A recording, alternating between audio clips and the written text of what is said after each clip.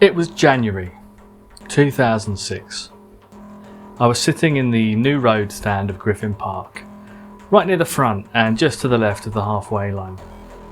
Brentford, then an unfancied League One side, were facing off against Premier League Sunderland in the fourth round of the FA Cup, and we were feeling uncharacteristically optimistic about a potential giant killing.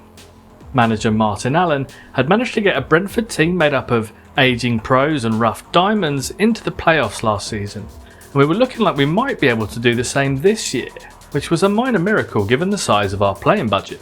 Facing off against established Premier League names like Gary Breen, Dean Whitehead and Julio Arca was Brentford's relatively new marquee signing, DJ Campbell, signed from Hazen Yedding for a whopping 50 grand, a princely sum for a club that was struggling to keep the lights on. I had just thrown a couple of quid into a red plastic bucket being carried around by a member of Bees United, the organisation of fans that had taken control of the club and were working to keep it from collapsing under its debts. These debts were accumulated by Ron Note, the notorious former manager and owner, who had gambled the club's future on life in the higher leagues and lost, leaving the club to pay for both his ego and his hubris. This period was the beginning of an upswing that would eventually get us into the Premier League, but not before some close calls first.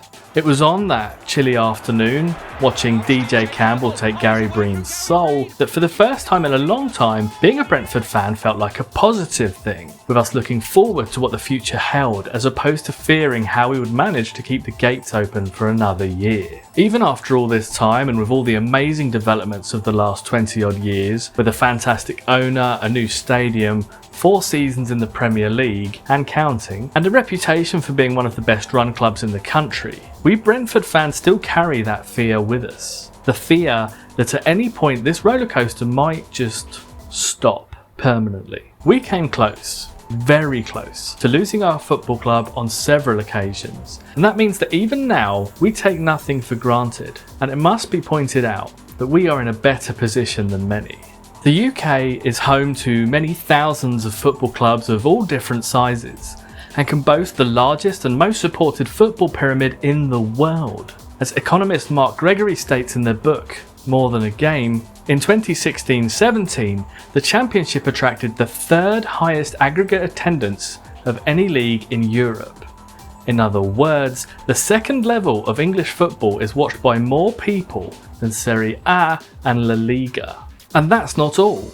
The 3rd tier, League One, was the 9th most watched league in Europe that year, with a higher aggregate attendance than the top division in every country except for France, Germany, Italy, Spain and the Netherlands.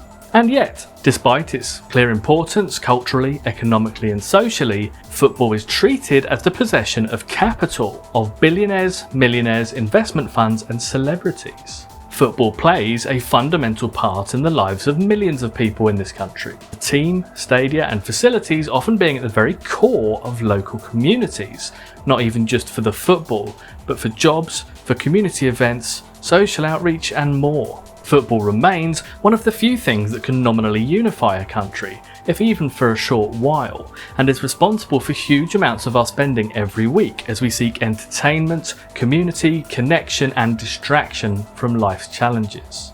As it stands, the future of football teeters on the brink, rear wheels dangling over the abyss of financial oblivion, based as it is on an unsustainable financial model and a reliance on characters you wouldn't trust to give you your change back at the pub, let alone manage institutions that are dear to so many. So why am I, a lefty millennial that normally talks about games, TV shows, books and movies, clogging your ears with all of this dramatic language? Well, because football is too important to me to not talk about it, and I don't think enough on the left do talk about it. This might well be because the modern game is perceived to be so wedded to capitalism, misogyny and tribalism that it is perhaps an uncomfortable arena for leftist thought.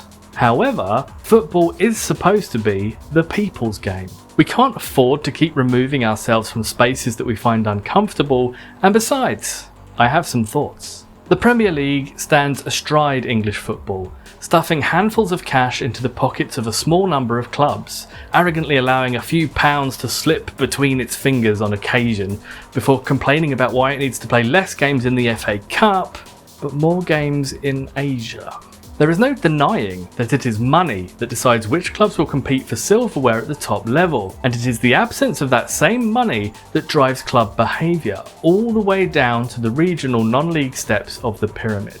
This video will inevitably focus on the Premier League because of its power and commercial influence, but it will also do so to examine the influence it has not just to the English football pyramid, but to the rest of football and of course to wider society. How will you do this? We are going to tackle this topic in 4 distinct sections. Firstly, the state of play, a quick look at the English game via the formation of the Premier League and developments since. Ownership and responsibility, an examination of the types of owner, how they have changed over the years, and a few case studies into clubs that have experienced poor ownership. Thirdly, Premier League, you're having a laugh. Simply put, is the Premier League the best competition in the world? Has all of that money elevated the Premier League to the top, or is there a flaw with thinking that way? And finally, what is the alternative? Alright, what would you do differently, you woke commie bastard? So, don your official club scarf, squeeze into that replica shirt, and make sure you bring some cash for the burger van on the way home. Let's talk about football.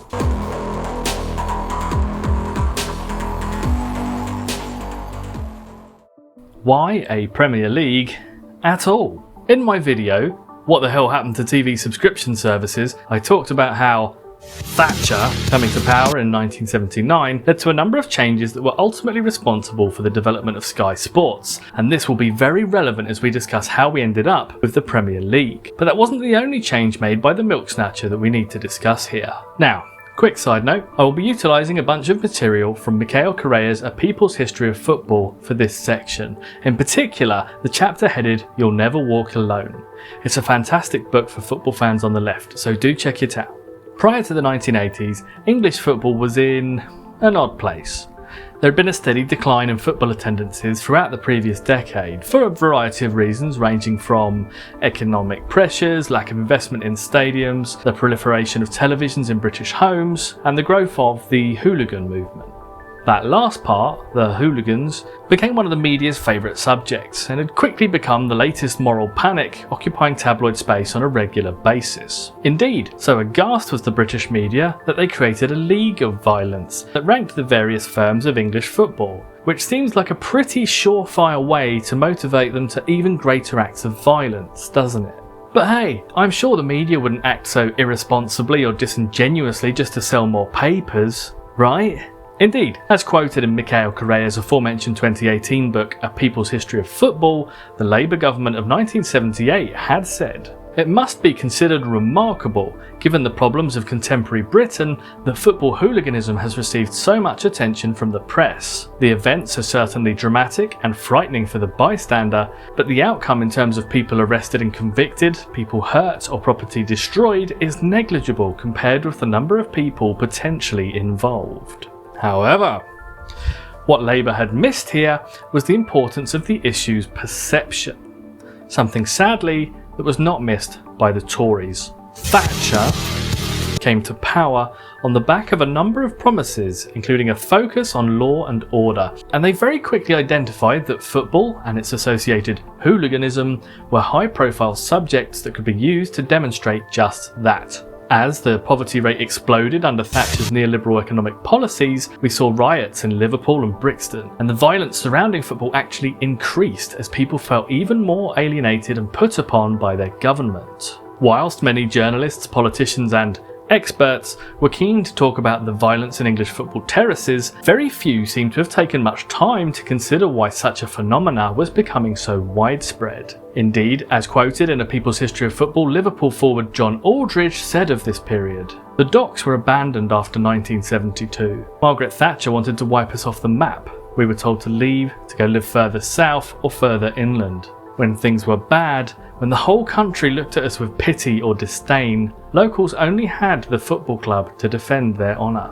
Now, Thatcher wasn't the only opportunist that saw a chance to use football as a medium for expressing their political ideology, of course. The far right soon emerged, like the parasites they are, to embed themselves like a tick in the flank of the growing hooligan movement, and to try and utilise the othering of other teams, towns and cities to further develop their own fascistic rhetoric, much like the EDL have done more recently. All of these different threads, the poverty, the alienation, the lack of investment in stadiums, the infiltration of the far right and the demonisation of football fans by the state all led to a series of incidents happening in quick succession that would shape the future of English football. In 1985, a fire in a crowded stand at Bradford's Valley Parade Ground claimed the lives of 56 fans on live television. And true to form, the Conservatives in the media and government decided to learn all the wrong lessons, as per this from the Times shortly after the tragedy.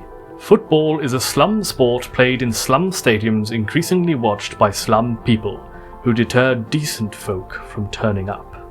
Unfortunately, their clumsily worded views were reinforced when, just 10 days later, 39 Juventus fans were killed and around 500 injured when part of the Heysel Stadium collapsed under the pressure of fans attempting to flee from an English hooligan charge. As a result of this, and a growing perception surrounding English football, English clubs were banned from all European competition for 5 years. It didn't take long for the Tories to utilise this in what was at this point a culture war. As quoted in A People's History of Football, UK Home Secretary Leon Britton said this: "People have the right to protection against being bullied, hurt, intimidated or obstructed, whatever the motive of those responsible may be, whether they violent protesters, rioters, intimidatory mass pickets or soccer hooligans."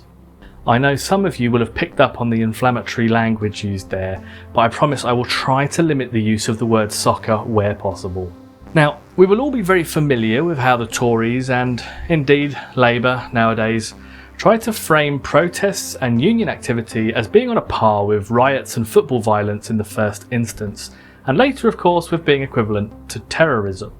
This is then used to create the circumstances for them to implement policies that will increase police powers, a lot of P's, invite market forces to find a solution, or just to undermine the power of ordinary people. A number of legislative changes were put forward. 1985's the Sporting Events Act, which banned the drinking of alcohol in and around stadia, the use of fireworks and flares, and provided additional powers to the police. The police having more power and funding, famously always a good thing for ordinary people, of course. This was followed by the 1986 Public Order Act, the 1989 Football Spectators Act, and the 1991 Football Offences Act, which all added a whole bunch of additional restrictions, police powers and football-specific offences. Then, in 1989, in a match between Liverpool and Nottingham Forest at the Hillsborough Stadium in Sheffield, 95 people were crushed to death after errors made in the policing of the match allowed too many fans into one section of the ground.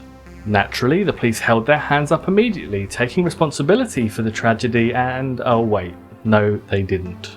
Instead, the police attempted to bury their own involvement whilst the media and government blamed the fans, using falsified quotes and untrue accounts from police officers to damn the already vilified Liverpool fans. A report was commissioned by Lord Peter Taylor into the incident and was released in 1990 with their findings suggesting, among other things, the police were primarily responsible for the tragedy. The stadium's fencing had exacerbated the issue, and improvements were needed in the top tier of sports grounds, especially given that 70 of the 92 stadia in the league pyramid at the time were built before the First World War. A key recommendation was replacing the standing areas with seats to reduce crowd congestion, and it wasn't long before this was made the minimum standard for a top-flight stadium.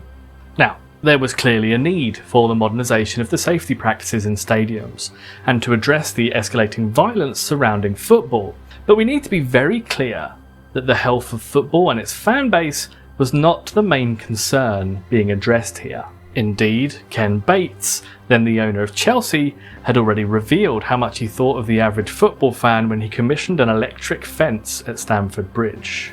Much like the way Thatcher destroyed the reputation of the unions, sold off public services and championed a me-first philosophy to life in Britain, the gentrification and marketisation of football was all about the transformation of Britain into the neoliberal hellmouth that it has become. Thatcher was looking to disrupt the traditional places where ordinary people could meet, socialise and organise, and to try and break the social bonds between local communities. Her vision for Britain was as a series of individual households competing for jobs, houses, luxuries and wealth, and that was harder to achieve as long as any place existed where people could act as a community and resist this drive for individualism. All of these developments were paired with the marketisation of television, the franchising out of local TV networks in the early 80s, and then the 1984 Cable and Broadcasting Act, which allowed TV networks to list as many channels as they wanted, as per my video linked here. The same year that the Cable and Broadcasting Act was enacted, Sky Television Limited obtained its first broadcast licence ahead of its full launch in 1989.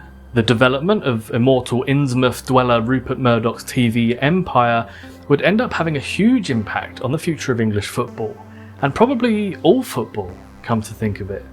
TV money in football had been growing steadily throughout the 1980s after the introduction of live league matches in the 1983-84 season, with the rights payments going from a $5.5 million for the first 3 years to a whopping $44 million by 1986.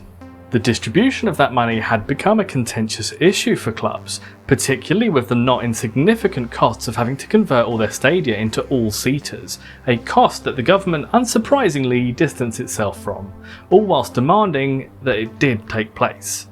With the FA struggling to manage the many demands being placed upon it, league clubs began talking about the best way to organise themselves and distribute the TV money that was now coming into football. Now, the number of clubs in the country's top division was an oft-discussed topic, with many arguing that reducing the number of games being played by the nation's best players would help England's international performances, a discussion that still continues to this day, incidentally. This was also the view of those clubs regularly playing European football, who felt that being better able to compete in elite competitions was more important than the loss of revenue from a few league games. However, for the clubs that were not playing much European football and likely not going as far in cups on average, each league game's gate revenue was that much more vital, so naturally, they were not so keen to lose that income. Given that each club, much like a corporation, has to focus on its own success first and foremost, this can lead to a situation where you can have football clubs voting against common interests to defend an individual club's advantage. For example, a team that has been getting into European competitions regularly will be voting to reduce the number of teams in the league, as it reduces their competition and preserves their squad for the more lucrative elite competitions. However, the other clubs in the league would all suffer as a result of that decision, and that individual club is only one bad season away from also suffering it themselves. Short-term thinking, often a preserve of the profit motive, also afflicts football, and what is good for a club one season will override what may be bad for the next 3, as we will see when we cover the financial management aspects. Going back to the early 90s, the richer clubs, becoming frustrated with their lack of power over the administration of the leagues, had begun to conspire, and a toothless FA feared what might happen if things were allowed to escalate. In something approaching appeasement levels of compromise, the FA released the Blueprint for the Future of Football in 1991. This blueprint laid out plans for an 18-team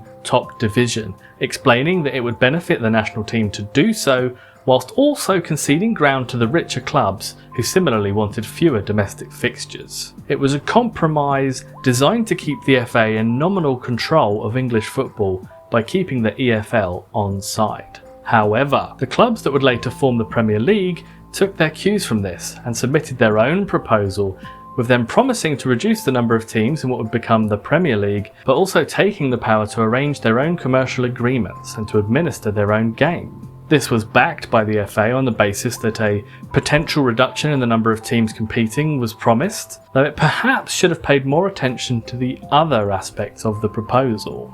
The ability to leverage the brand power of the richer clubs directly was a boon for the likes of Liverpool and Man United, who were now able to agree lucrative deals that would directly benefit themselves. But the poorer clubs in this newly formed Premier League came out with something rather important too. Straight after the agreement was finalised for the formation of the Premier League, Ken Bates, then owner of Chelsea, championed a proposal that the Premier League would administrate itself on a one-member, one-vote system, meaning that all clubs had the same level of power in any democratic decisions taken by the Premier League. Indeed, this sharing of voting power meant that the poorer clubs, more imminently threatened by the reduction of clubs into the Premier League, immediately voted to reject the 18-club proposal that had been used to get the FA's backing, and led to them entering the first Premier League season with 22 teams, only going down to 20 clubs at the end of the 94-95 season. As per Mark Gregory's observation in the book More Than a Game, the shallowness of the FA's commitment to the greater good quickly became clear when the breakaway clubs pushed back on the proposed reduction, deciding to stick with 22 clubs. The Football League sought to enforce its rule of a 3-year notice period for clubs resigning from the competition, but the FA's refusal to back them effectively enabled the breakaway. Not only had the FA been completely outmanoeuvred, so had the rich clubs. The new Ken Bates sponsored agreement gave the smaller clubs an effective veto. Whilst all this was happening, there was something stirring in the world of television too. Football's previous TV deal with ITV was due to end in 1991, and a new player, B-Sky B, had entered the fray. After a bidding war with ITV, B-Sky B ended up buying the next 5 years of TV rights for £304 million, an increase of £299 million in less than 10 years, and a move that took televised top-flight English football off of terrestrial television and put it behind a paywall. Was it a coincidence that Sky ended up entering the football coverage market with a record injection of revenue at exactly the same time that the nation's top clubs elected to break away and negotiate their own terms? No, it wasn't. Murdoch, the shriveled harbinger of doom that they are, had identified that paywalled football could be the battering ram needed to open up the UK market to pay for access TV. And to be fair, Murdoch was right. In 2016, Ofcom released a survey based upon a number of questions asked of Sky Sports and BT Sport customers, and 78% of Sky Sports customers admitted that access to Premier League football is essential to their remaining subscribed. Certainly, by the end of 1995, Sky had 5 million subscribers, which was a threefold increase since 1990, so it would appear holding English top-flight football hostage was a winning strategy. For Sky, anyway. The increase in revenue these TV deals brought into the clubs of the Premier League was staggering, and more than mitigated the cost of converting their stadia to all-seaters, leaving those same clubs with both increased revenues and a more direct say in their future. All that extra money must have made sure that those clubs were more sustainable and able to invest in lower ticket prices, right? 1995 was an important year for English football. The Premier League was up and running, Sky's TV offering was winning plaudits for its cutting-edge tech and analysis, and Blackburn Rovers had just won the 94-95 Premier League. But there was a seismic shift in the game rumbling towards us. A Belgian footballer was coming to the end of their contract, and had refused to sign a new contract with their club RC Liège, as it was for lower wages than their current contract. Fair enough. So what? Well, understandably they weren't thrilled to be asked to sign a worse contract than the one they currently held, and so they requested to be transferred out of the club upon the ending of their contract. At this time, however, a club could still demand a transfer fee for an out-of-contract player, meaning a player could effectively be held hostage until they either signed a new contract or were sold at a fee that the club deemed acceptable. A transfer offer had been received from French club US Dunkirk, and the footballer was happy to leave and go there, but RC Liège refused to accept the transfer offer based on alleged doubts about US Dunkirk's ability to pay, although some believe RC Liège were just attempting to strong-arm Bosman into signing the new contract. Based on the rules of the Belgian League and FIFA at the time, it was fine for the club to effectively hold the player as if they were a traditional asset. But then, in comes the European Court of Justice with the steel chair. The steel chair being a judgment that stopping a player from seeking to leave a club when their contract was finished was a restriction of free trade and a barrier to the European Union's commitment to freedom of movement. The application of EU law to football also then shone a light on other potential conflicts, like where it met national rules, such as those that restricted the number of overseas players allowed to play in domestic leagues, for example. That Belgian footballer, by the way, was Jean-Marc Bosman, and this ruling simultaneously gave players much more power in controlling their own careers and opened the doors to the movement of footballers across Europe without restriction. LawTeacher.net handily summarises the impacts felt by the Bosman ruling here. Number 1. Free agency. Players can now move to other clubs without any transfer fees once their contracts expire. 2. Increased player influence. Clubs must now negotiate contract extensions or new signings more carefully, as players can leave for free once those contracts are up. 3. Transfer market dynamics. Clubs can no longer demand high transfer fees for players in the final year of their contracts. The transfer fees for such players have decreased significantly. 4. Squad planning. With players having more mobility, clubs must consider their long-term strategy for player recruitment, contract renewals, and youth development. 5. Financial implications. The Bosman ruling reduced the income from transfer fees, forcing clubs to find other sources of income or invest more in their youth academies to develop and sell young talent for profit. 6. Competition and quality. Smaller clubs can now sign talented players without the financial burden of high transfer fees. This also means that larger clubs face more competition for top talent. 7. And this one's a doozy. Wage inflation. To retain their best players, clubs often offer higher salaries in response to reduced income from transfer fees. This can lead to financial challenges for smaller clubs and increased wage demands from players. What this meant in reality was that we saw an influx of European players into the English leagues, where all that TV money combined with a drop in transfer fees meant that clubs could suddenly afford to pay higher wages. Taking from Mark Gregory's More Than a Game, in 1992, only 11 foreign players started on the first weekend of the Premier League. 2 more came on as substitutes. By 2019, on an average Saturday, only around a third of players starting a Premier League game were qualified to play for England. Rapid wage inflation was also a byproduct, since again, transfer fees were no longer received for players at the end of their contract, meaning that if you weren't offering the highest wage when the contract was up, you could lose that player for nothing. Players were able to see what the market was offering and then pick the best club for themselves, without their current club policing who was able to sign them.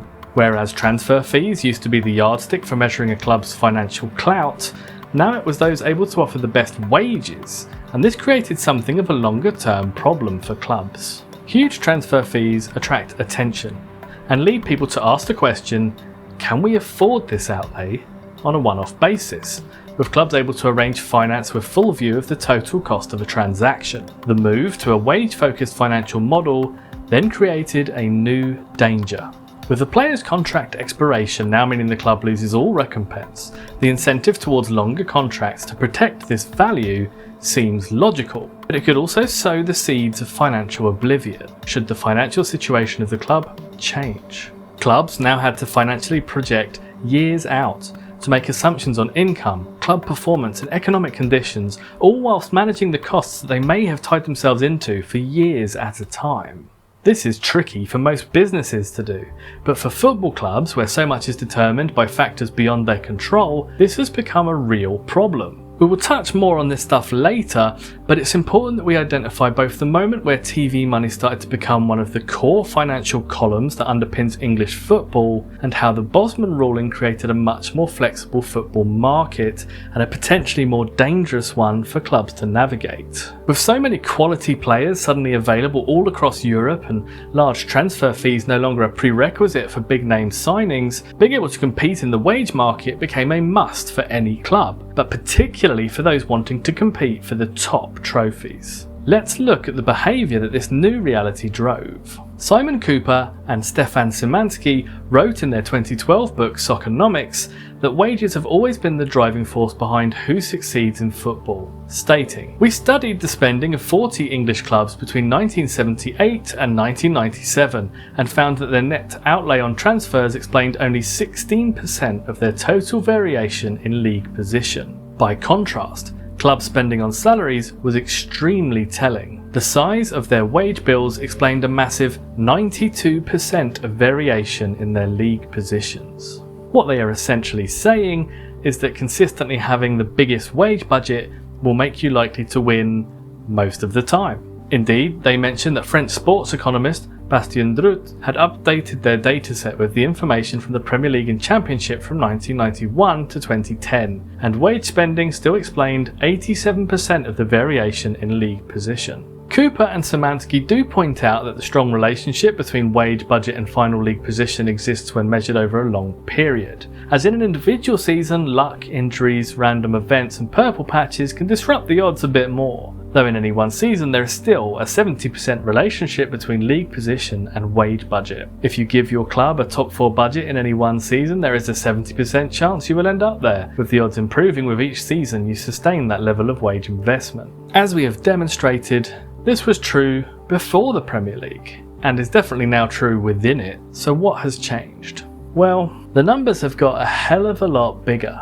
We have already spoken of how the injection of Sky TV's money into football had escalated from the tiny 6 million paid by ITV in the mid-80s to 300 million for the first Premier League seasons. Well, by this point, we are talking about billions of pounds. According to Mark Gregory in More Than a Game, in 2018-19, the Premier League generated TV revenues of almost 3.5 billion euros, way ahead of the 1.8 billion achieved in Spain and the 1.5 billion received by top clubs in Germany. This has driven the money in football to crazy extremes.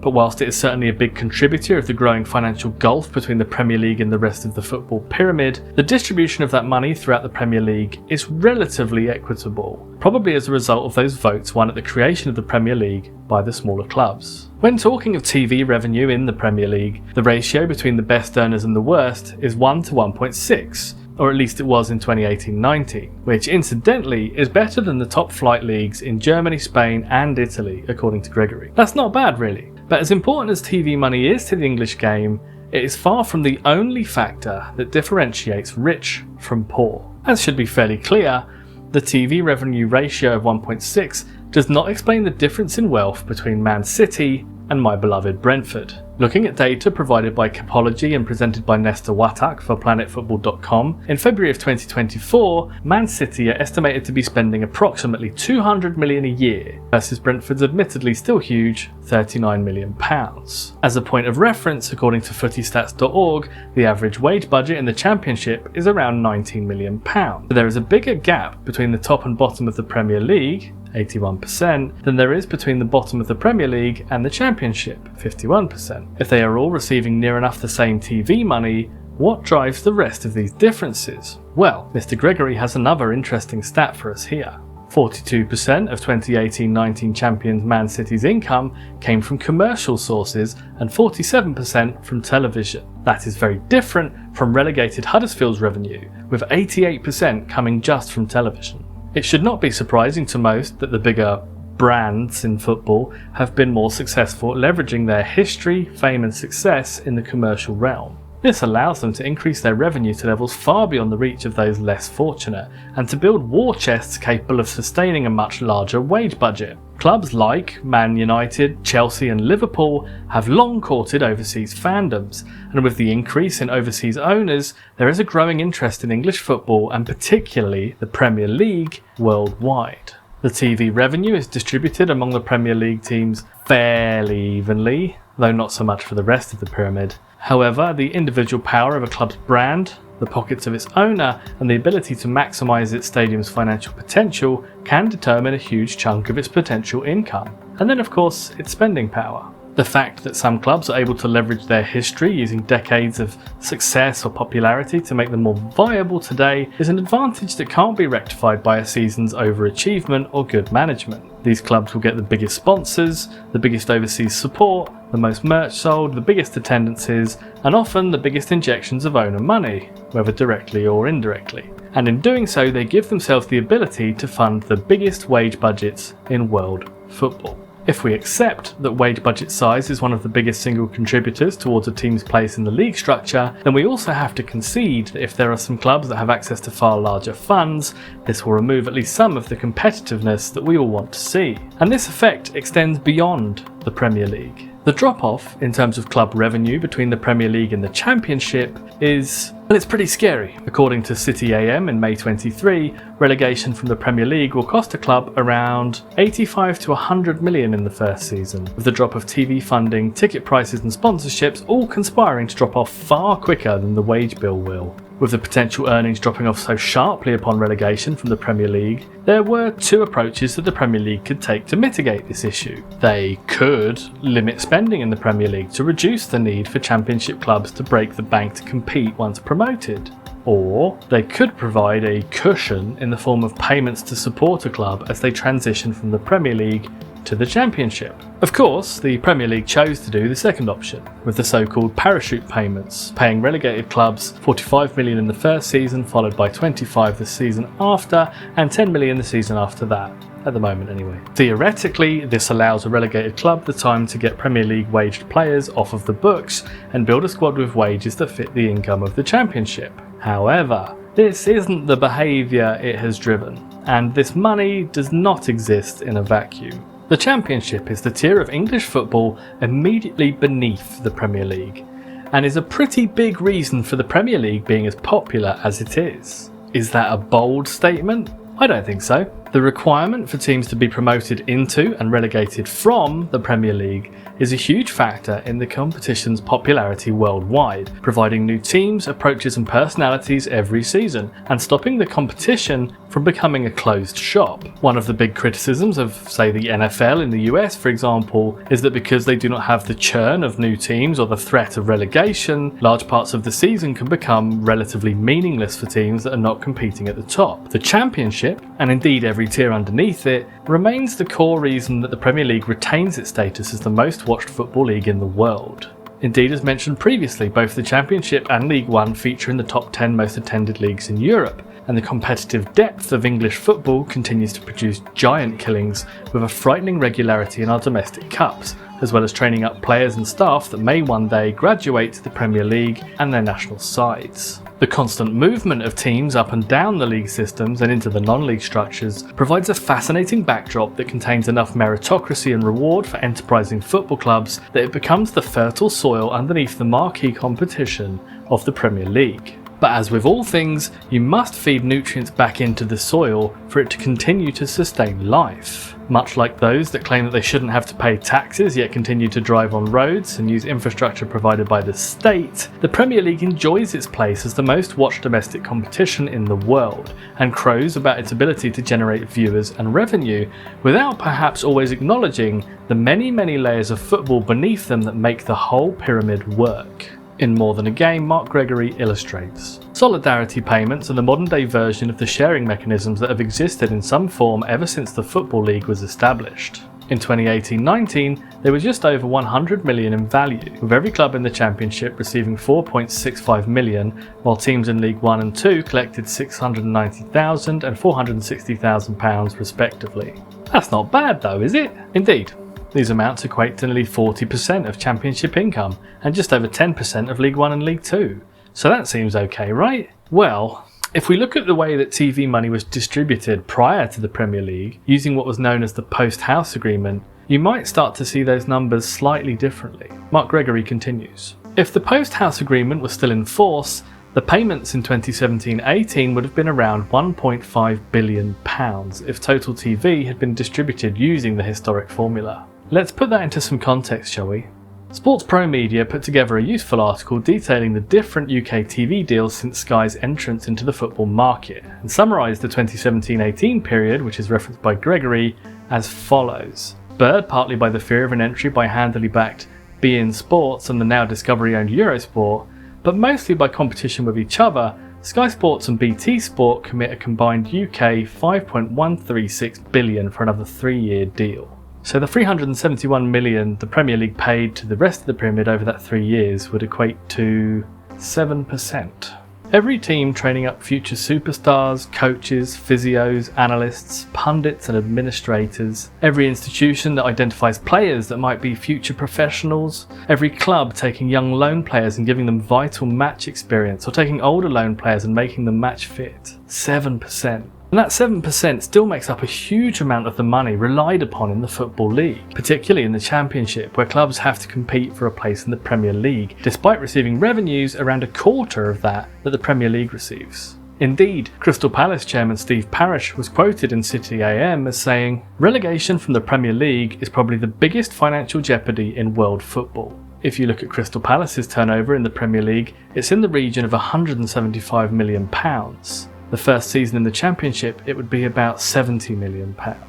That's a near instantaneous drop of £100 million, and that is with the £45 million in parachute payments. But wait, there's an issue here, isn't there? For that first season back in the Championship, where we've established that teams will be receiving just £4.5 million in solidarity payments, as opposed to the £100 million plus for Premier League TV rights, a newly relegated club will start the season with potentially two advantages. Firstly, a squad with Premier League experience, and secondly, £45 million to keep as many of them together as possible. To put that in context, the average Championship wage budget this season is estimated to be around £19 million a year, according to footystats.org, which is less than half what a relegated club will receive in parachute support in their first relegated season. In actual fact, if we look at the three teams relegated from the Premier League last season, we can see they have estimated wage budgets of approximately £67 million for Leicester,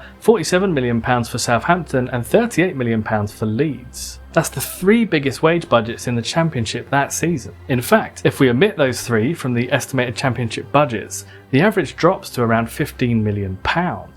And what was it we said about wage budgets and league performance earlier? It has a 92% correlation with final league position over time, and a 70% relationship in any one season.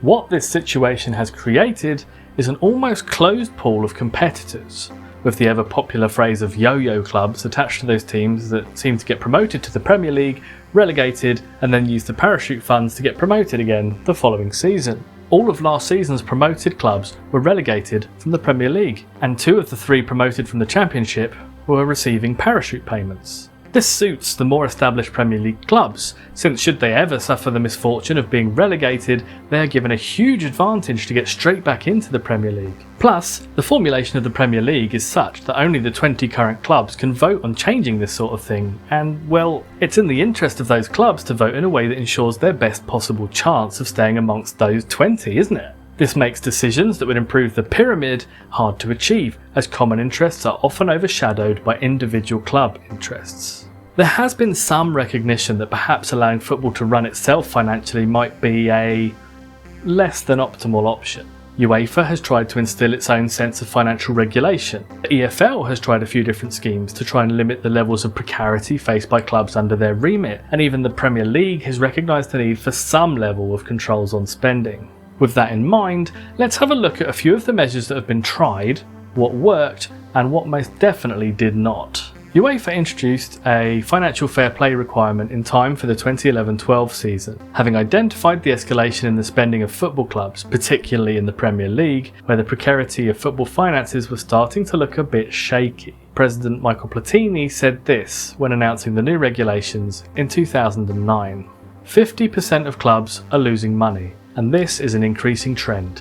We need to stop this downward spiral. Living within your means is the basis of accounting, but it hasn't been the basis of football for years now. The basis of the regulation was simply that clubs were to operate on a break-even model, with what is referred to as an acceptable deviation of a £5 million loss or euro loss per year, with that limit being increased to 30 million if the owner of the club was to put that amount into the club directly, or in other words, not as a loan. Now, there are generally two schools of thought as to this approach and the intentions behind it. Firstly, if we take UEFA at its word, FFP, Financial Fair Play, is trying to push clubs into thinking about sustainability and to try and provide a sanity check for clubs to measure their finances against. By formalising what is acceptable and providing a hard line for clubs to measure their situation against, UEFA has created a framework to rein in clubs that maybe would have otherwise taken risks that would jeopardise a club's future in pursuit of short-term gains. UEFA freely admit that FFP is not designed to do anything about the financial disparity between nations and clubs, but is instead designed to safeguard the game against decision-making that would threaten the long-term survival of its clubs. There does exist, however,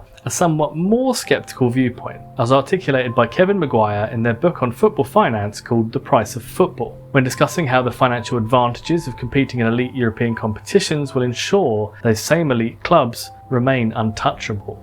UEFA's statement appears on the face of things impressive and noble, but the reality is different. In introducing such rules, UEFA has effectively stated that it wants to maintain the status quo in terms of clubs who qualify for the Champions League, and in doing so has reinforced the financial advantage for qualifiers.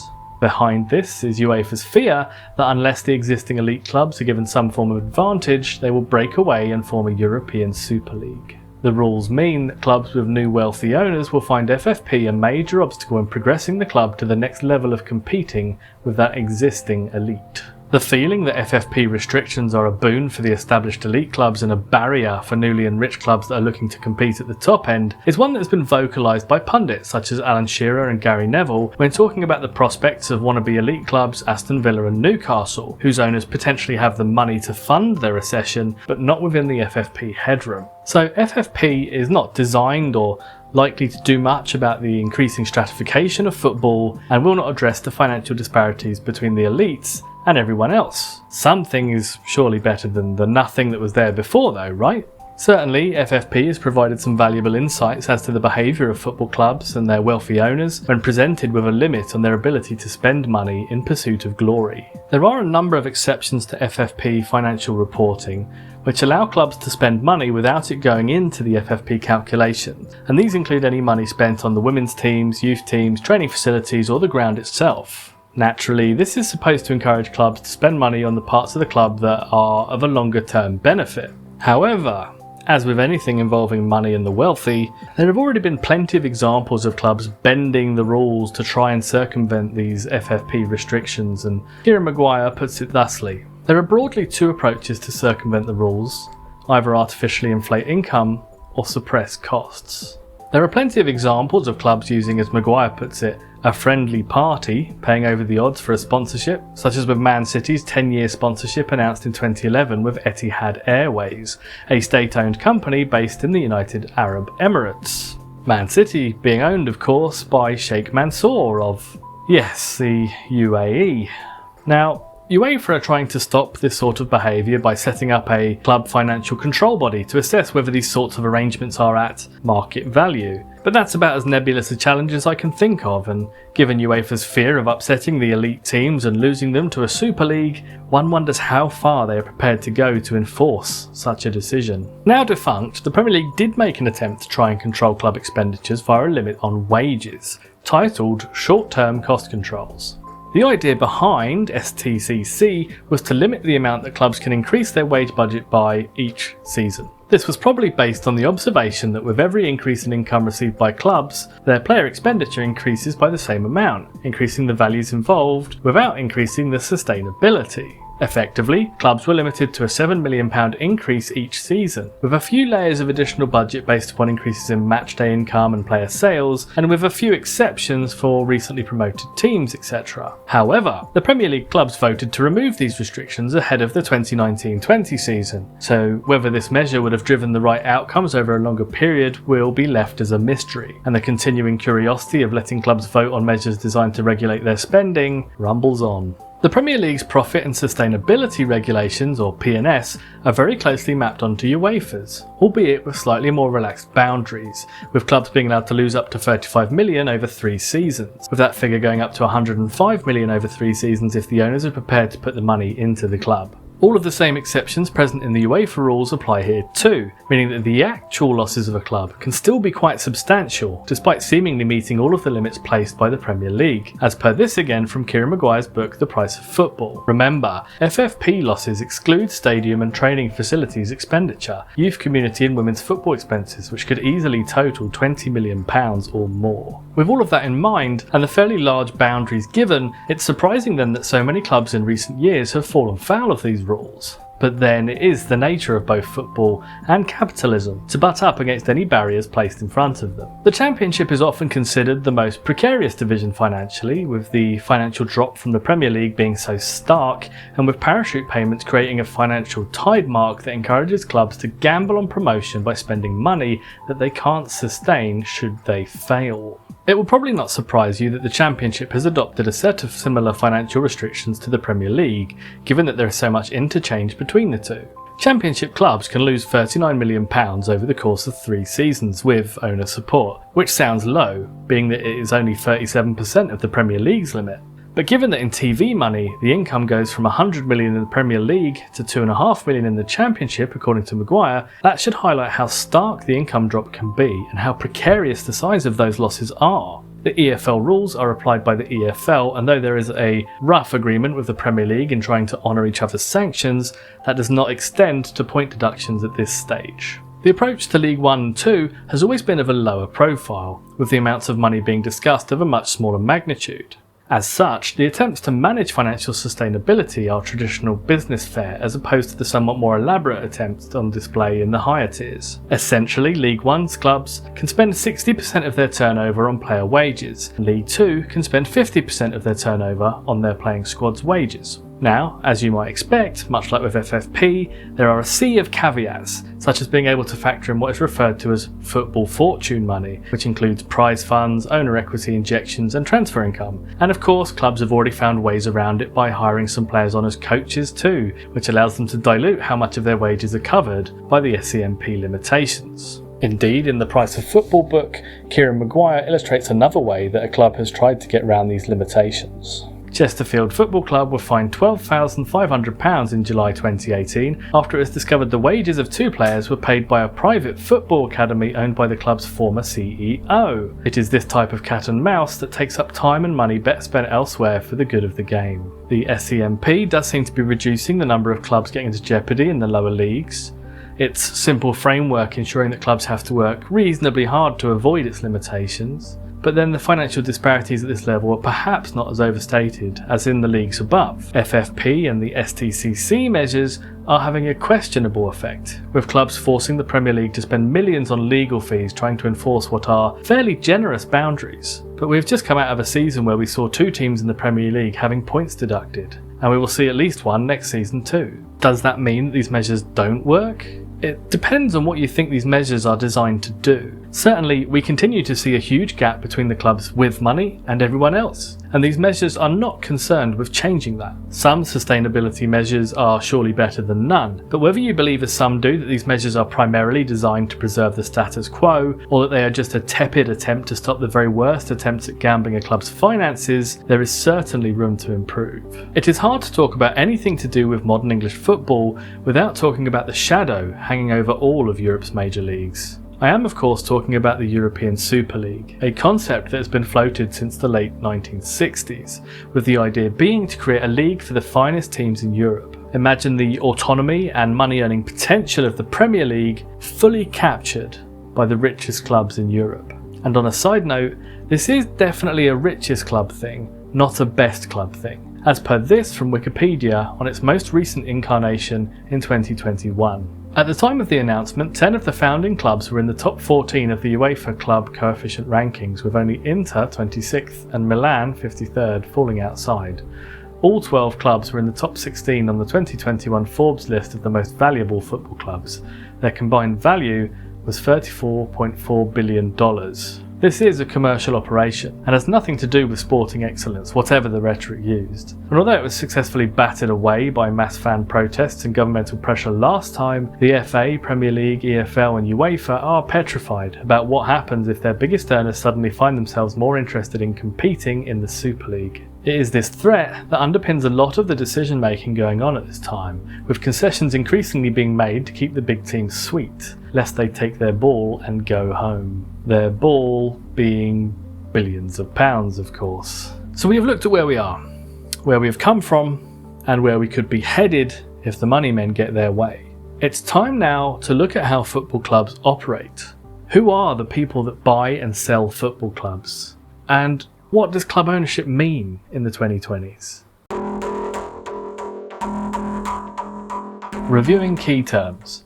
There are an awful lot of acronyms, organisations, competitions and trophies that share similar names, and sometimes it can feel like you have heard 4 different things called the Championship.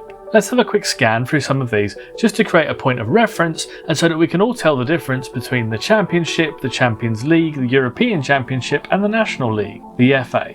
The FA, or the Football Association as they are more properly known, are the governing body of English football and are responsible for overseeing all competitive football that takes place in England. Given the Premier League's independence, the FA do not directly administer the Premier League, but do retain vetoes on the selection of key leaders in the Premier League, such as the Chief Executive and the Chairman, and they can also veto rule changes. They are directly in charge of the England team, the FA Cup, and via their many county FAs, all of competitive amateur football, UEFA. UEFA are the Union of European Football Associations, which includes the transcontinental nations of Turkey, Azerbaijan, Georgia and Kazakhstan, as well as a select trio of West Asian countries too, for reasons no one is especially clear on, those being Cyprus, Armenia and the country currently committing genocide on Palestine. UEFA's remit is to ensure all of those countries play to a consistent set of rules, and is responsible for a number of European competitions such as the European International Championships, the Champions League, the Europa League and the Europa Conference, among others.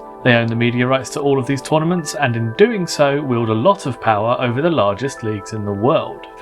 FIFA, or the Fédération Internationale de Football Association, are the global governing body for football. Whilst FIFA does not set the rules itself, that is handled by another acronym, namely IFAB, FIFA certainly enforces them, whilst also running the largest and most prestigious tournament in football, the World Cup. FIFA has a revenue of around $6 billion a year and is largely associated with corruption and shady dealings, but still remains a self-regulating overseer of football the world over. IFAB. The International Football Association Board is the international body that decides and sets all of the rules that are to be followed by football the world over. It is nominally separate from FIFA, though FIFA does have a 50% vote in all decision making. Given that all changes within IFAB require a 75% supermajority, this is effectively a veto, as you will need FIFA on side for any change to be formalised. The English Football Pyramid. When mentioning the English Football Pyramid, I am referring to the league and non-league structure that runs all the way from regional non-league to the Premier League, just like this diagram. The Premier League. The Premier League is the highest tier of the English Football Pyramid,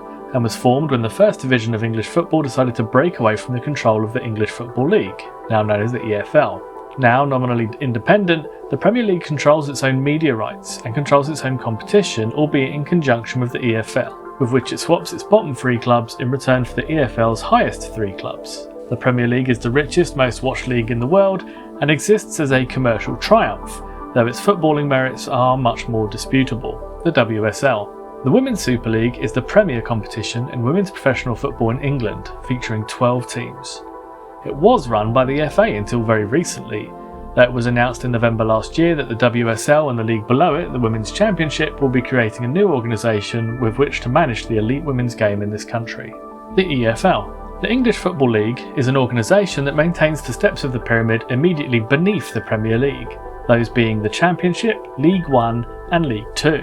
They govern the 72 teams of steps 2 to 4 of the pyramid and run 2 cup competitions, namely the League Cup and the League Trophy. While a separate organisation from the Premier League, teams are promoted from the EFL and relegated to the EFL from the Premier League. The National League System.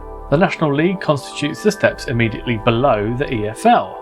It is the last step of the pyramid before the divisions become regional, and is also the highest step of the pyramid that will accept a semi-professional club. Beneath the National League are the National League North and National League South, which split roughly along the lines shown here. Each level underneath splits into smaller and smaller regions right the way down to step 11, County League level. The FA Cup. The FA Cup is a cup competition run by the FA, which you could probably work out for yourself, but it features clubs from level 9 of the pyramid upwards. It is heralded as the oldest national football competition in the world, started as it was in the 1871-72 season, and features 6 rounds of qualifying for teams in the National League system, before teams from Leagues 1 and 2 join in round 1, and Championship and Premier League teams join in round 3. Winners of the FA Cup are entered into the Europa League, which we will cover shortly, and the Community Shield, a pre-season game between the winner of last season's FA Cup and the winner of the Premier League. The EFL Cup, also known as the League Cup. This is a knockout competition that is run by the EFL, that features teams for the divisions under the EFL's control, those being the Championship, League 1 and League 2, as well as teams from the Premier League. It is considered a lesser tournament than the FA Cup, lacking as it does the European qualification for the winner and a much smaller prize fund of £100k for the winner compared to the £2 million of the FA Cup. The UEFA Champions League. The Champions League is a European tournament designed to feature the best teams from all over Europe. It features an increasingly bloated format designed to increase the number of matches that can be televised, which makes it a less and less attractive proposition, in my humble opinion. The UEFA Europa Cup. The UEFA Europa Cup has replaced the UEFA Cup, and the UEFA Cup Winners' Cup as the secondary tournament of Europe. In previous incarnations it has existed as a competition for those that won their nation's Premier Cup, so in England that would be the FA Cup for example. It is effectively an also-ran tournament for teams unable to compete in the elite competitions, though the winners of the Europa Cup do qualify for the following year's Champions League. The UEFA Europa Conference. What's that you say? You want a third-tier European tournament for even less elite teams than the Europa Cup? You got it. The FIFA Club World Cup. This is a FIFA-run club tournament that is meant to act as a sort of top-tier elite tournament, though it is largely treated as an irrelevance and something on par with the League Cup. It does not seem to carry either fan interest or any real sense of prestige, which is likely why you have either never heard of it nor know who won it last time. The PFA. The PFA, or Professional Footballer Association, is the trade union for professional footballers in England and Wales. La Liga. This is the highest football division in Spanish club football, Serie A, the Premier Italian football division, League One. When said by me, it sounds like the EFL's League One, but it is instead this time referring to the highest football division in French football, Eredivisie. This is the Dutch equivalent of the Premier League, Bundesliga, the German elite club division. The MLS. Major League Soccer is the highest form of professional football in the United States of America. And just the last thing that I will leave you with, semi-professional refers to football clubs that have part-time players as opposed to full-time players. Right, let's get back to the video.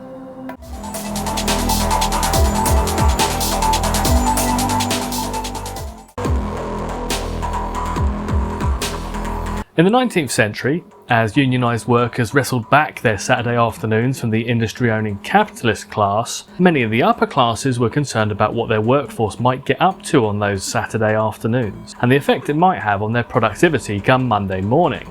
This concern mixed handily with the Victorian era's propensity for publicly condemning hedonism, drunkenness and gambling, and led to a number of organisations providing a venue for football. Many were run by local churches, as they wrestled with concerns over the souls of the young working class. Mikel Correa identifies in their book A People's History of Football. Aston Villa was set up in 1874 by the young Methodists of the Birmingham Bible class. The team established by the Anglican vicars and professors of Christ Church Sunday School became the Bolton Wanderers in 1877, and Everton Football Club was founded in 1878 by the Methodist Church of St. Domingos. Likewise, industry owners began setting up their own clubs for similar reasons, wanting to channel their workers into hobbies that were conducive to productivity. On Capital's interest in football, Correa continues. They saw football as a tool that at once improved the physical constitution of workers, sharpened their spirit of competition, and distracted them from any latent dissent. This was the course taken by Arnold F. Hills, former pupil of Harrow and owner, thanks to his father, of the Thames Ironworks and Shipbuilding Company.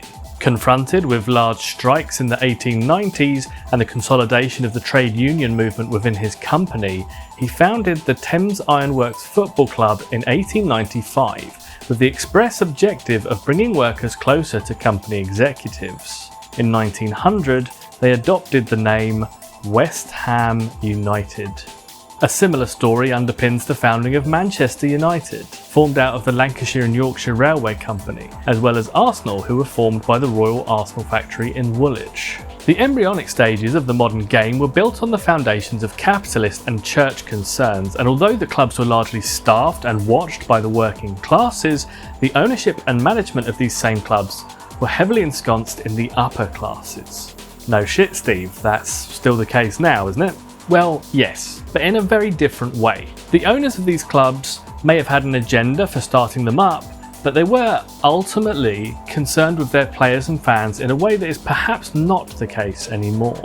As the interest grew in football as a spectator sport, and rival companies began pitting their teams against each other, it began to be something of a prestigious thing to be a club owner. Correa notes in their book that the FA Cup final attendance went from 45,000 in 1893 to 120,000 in 1913, which gives a feel for the growth of the game in the hearts of ordinary people. As the media began to report in increasing detail on the football of the day, those whose egos weren't satisfied with owning factories or running religious organisations began to jostle for the opportunity to run a club of their own. Over time, we have seen a number of very different types of club owners that have represented very different interests and drives behind their decisions to get involved in running a football club. To better arm ourselves to approach this issue in a way that isn't too much of a rambling mess, we're going to borrow heavily from Kieran Maguire, Kevin Day and Guy Kilty's excellent book Unfit and Improper Persons, which takes readers through the journey of starting a fictional football club at the bottom of the English pyramid. Incidentally, it really is an excellent and eye-opening book, mixing humour and incredible levels of detail. I highly recommend it. The second chapter of this book identifies several categories of owner, some a bit tongue-in-cheek, which will allow us to cover off the types of personality that are attracted to club ownership. First up, the pioneer. The pioneer being someone with a vision, not just for their club, but for football more generally. Someone who wants to own a club to help take them and sometimes the whole sport forward. The example given in Unfit and Improper Persons being William McGregor, who as part of the ownership of Aston Villa helped push football from an amateur sport into a professional one, popularised club merch as a concept, and was one of those that pushed for the formation of a football league. Though as outlined earlier when mentioning Aston Villa's religious beginnings, Maguire, Day and Kilty do remark, "I'm sure the newly professional Villa team must have been delighted to be paid to play football, but there was one drawback. William McGregor now obliged them to attend temperance meetings every Monday night." The next category was the local boy made good. A local business owner or childhood fan who has accumulated some wealth and wants to give back.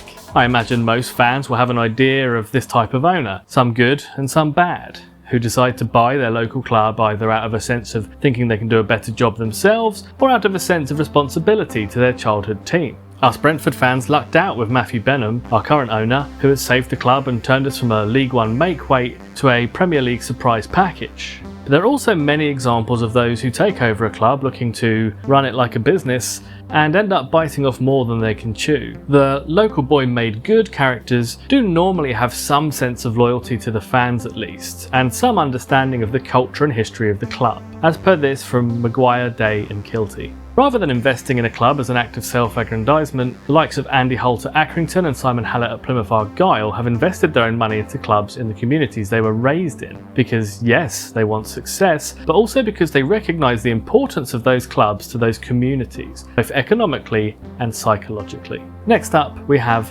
the oligarch, a rich business owner with political influence, often associated with Russia's elite capitalists, who got rich by exploiting the collapse of the Soviet Union at the expense of its ordinary people. So in the early 2000s, the UK suddenly noticed that a whole bunch of money had come into the country from Russia, via real estate, political donations, and perhaps more noticeably, via the purchase of a little-known West London football club called Chelsea. Of course, we are talking about Abramovich, the man that single-handedly ramped up football spending, smashed the Arsenal and Man United dominance of English football, and showed that a club with enough money can make itself ready to compete for the Premier League title. In a wider sense though, we are talking about people that are so rich they can own a club outright and have the resources to compete at the highest level through their own investments. They aren't necessarily looking to make money, nor do they have a specific outcome in mind for themselves other than to receive the adulation of owning a winning team.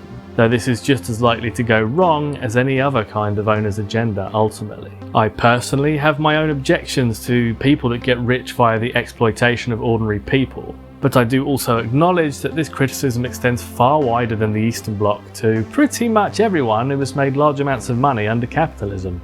As put in Unfit and Proper Persons, your attitude to Roman Abramovich will probably depend on what team you support. For example, those Everton fans who spent years accusing Chelsea of artificial success, bankrolled by a Bond villain, were probably less critical when the naming rights for their training ground were bought by a company controlled by another oligarch, Alisher Usmanov, for way above the asking price. Then we have the leveraged buyer, borrowing to buy something that you can only afford because of the thing you are buying. Confusing, right? The leveraged buyer is a pretty much perfect example of why capitalism is a very silly system, since this situation is one of those that makes no sense outside of the world of finance. In Unfit and Improper Persons, they talk about the Glazers at Man United as an example of how this can work. United were actually bought using leveraged loans, which is money borrowed to buy a company based on the fact you will be able to pay it back because the company you are borrowing the money to buy is enormously profitable and has lots of lovely assets you can sell if it all goes tits up. In this scenario, you are essentially betting that the club will be profitable enough to cover the debts after purchase. But you aren't just betting with your money, but with the club itself. Make no mistake, it is the club that pick up the bill should the owner then default on the borrowing. This doesn't seem like the actions of someone for whom the success and prosperity of the club is a high priority, does it? The fans, staff and players are only considered in as much as they are reflected on the balance sheets. And this is another example of how the commercial world reduces football to a spreadsheet entry, to the detriment of virtually every person involved. Going back to the Glazer example, Man United went from a debt-free club to being £600 million in debt nearly overnight. And as quoted in Unfit and Improper Persons, as per March 2023, the club owed a further £100 million on top of the initial debt due to the £855 million in interest payments since the takeover. Wow, that's not a good sign, is it?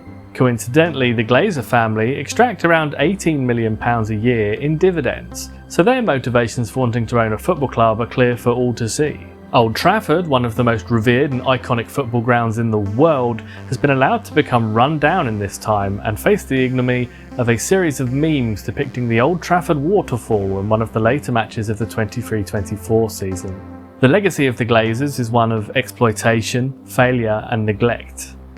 But they haven't broken any rules officially, so there is little to stop it all happening again.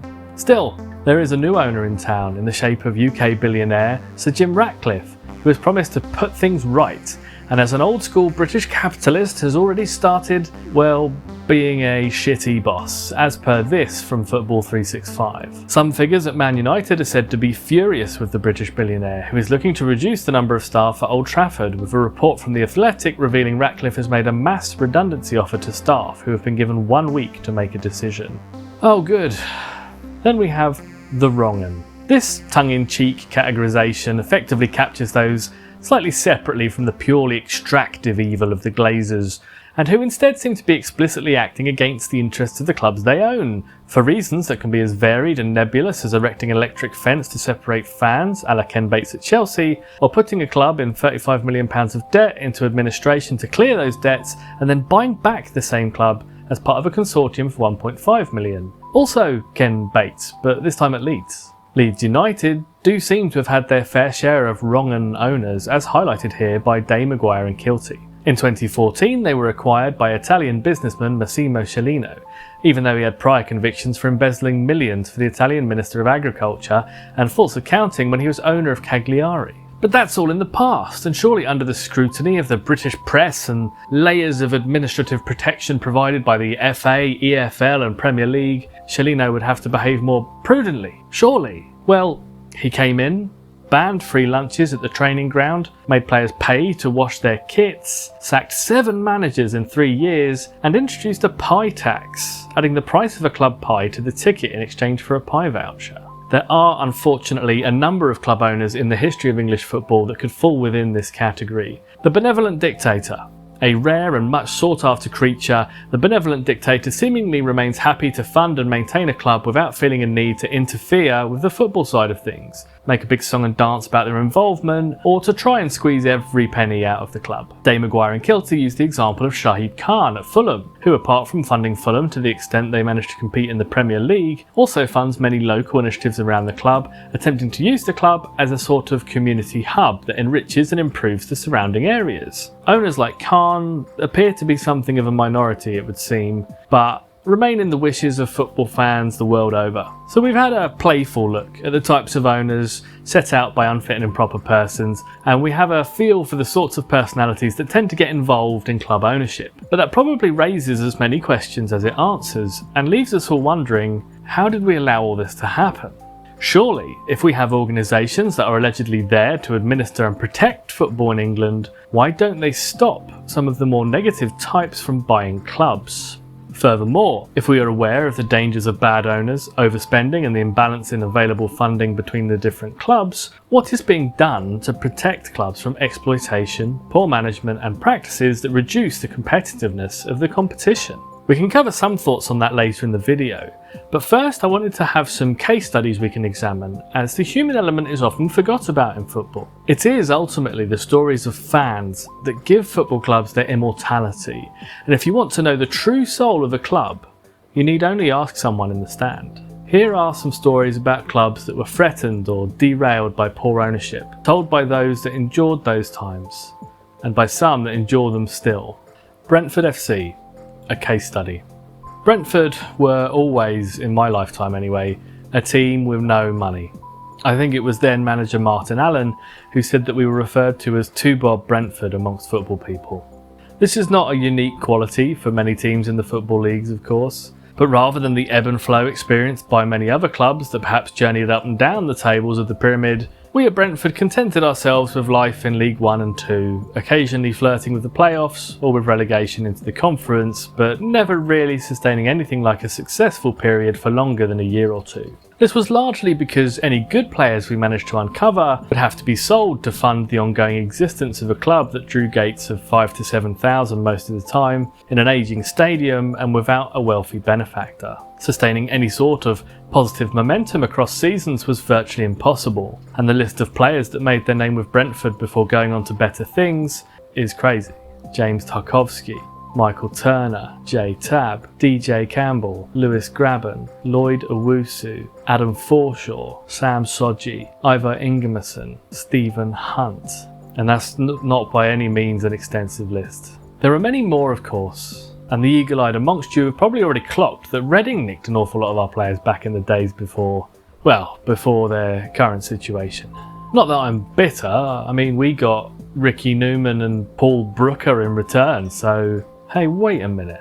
So yeah, Brentford were almost always poor, so what? Enter Ron Nodes. Brentford in the 90s ended up in the hands of ex-professional footballer David Webb, who attempted to both manage and run the club, whilst selling all the best players and hiring the cheapest possible options to play and manage the club. As per the profile from When Saturday Comes, every player who could be sold was allowed to leave.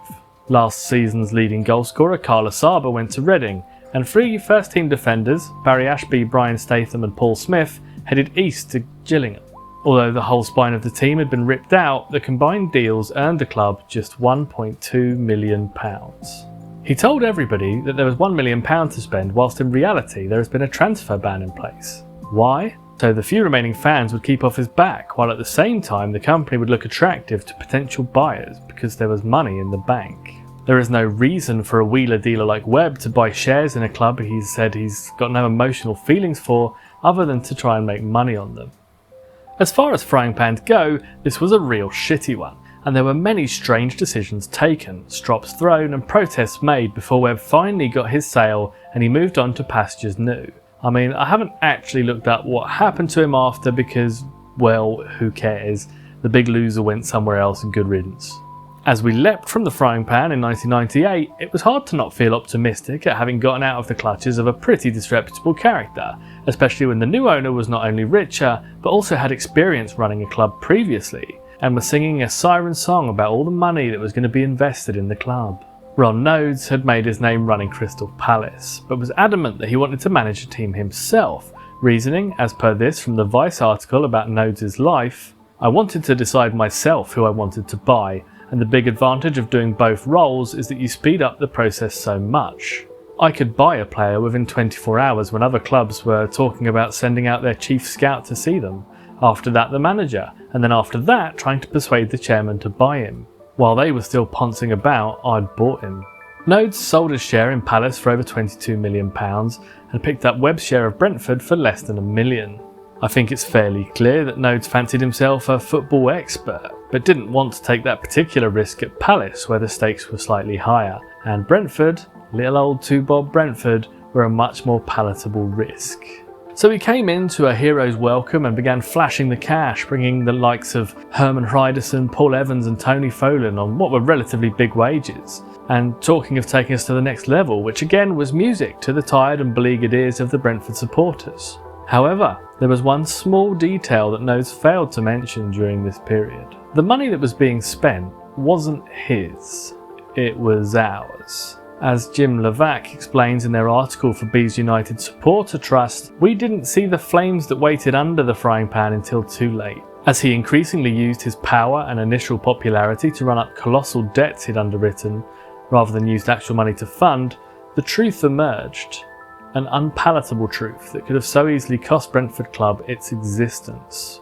Nodes' policy of buying success was a short-term fix embraced by a fan base starved of success. 20 years on, history has shown that steady, sustainable growth is less dramatic, but possible and vastly more sensible, and comes without the peril of millions of pounds of debt.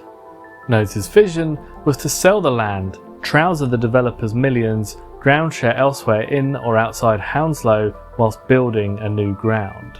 Once Nodes had become aware of the fact that Griffin Park was not able to bring in the cash needed to make his spending sustainable, he started agitating for a change of venue, exploring Kingstonian and Woking as potential ground shares whilst trying to force the hand of Hounslow Council to support the club and at least joint fund a new stadium.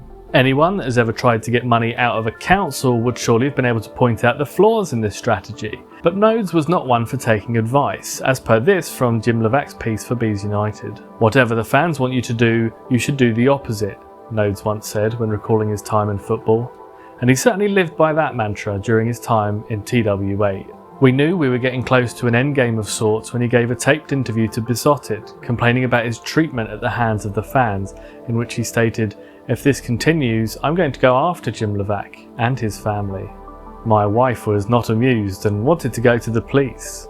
We had 3 small children at the time, but I tried to reassure her it was just the ramblings of a man who, for once, wasn't having it all his own way. The increasing desperation of Nodes came to a head as his many schemes and harebrained ideas failed to come to fruition.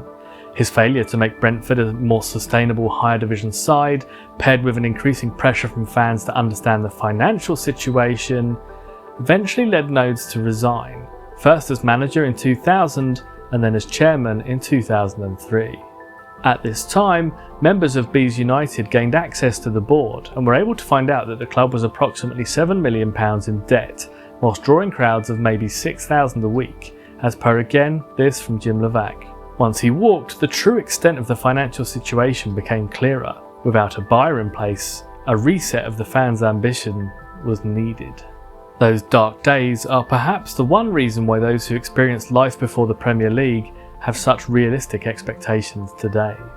Bees United were eventually able to take ownership of the club with the help of fan donations and loans, and a large part played by Matthew Benham, who stepped in to provide bridging loans as we approached several key deadlines. The severity of the financial situation was approaching terminal at the time of this Bees United article from February 2009. Brentford Football Club at the moment takes in not much more than £2 million a season, depending on television and transfer windfalls. Yet it spends at least £2.5 million, and in the past often much more. This season it should lose about £500,000, and that will mean the debt mountain will grow to about £9.5 million. All of this debt has been secured against Griffin Park, which in the latest football club accounts is worth £10 million. You don't need to be an accountant to see that something has to change if we are to continue to survive. By this reckoning, we were 1 season away from becoming insolvent, and from potentially ceasing to exist as a football club. It really isn't an understatement to say that it was the fans that saved the club, with buckets shook at every home game, sponsored walks, and every conceivable concession, grant and flexibility sought by the fan group Bees United, as we looked to find a path from under our debt. The takeover of the club by Bees United, the building of the relationship with Matthew Benham, and the eventual relocation of the club to the G-Tech Community Stadium were all huge stepping stones, from a time where we were on the brink of financial annihilation to us playing in the Premier League and recording profits 2 years in a row. 2 men with money and egos that wanted to play at being a football manager, but without the oversight of a separate owner, led us down a path that we almost didn't escape from. Thousands of Brentford fans, the local community and the Football League all could have lost decades of history on the whims of people who assumed that their good fortune in life was part of their great design, as opposed to the serendipity of birth and opportunity.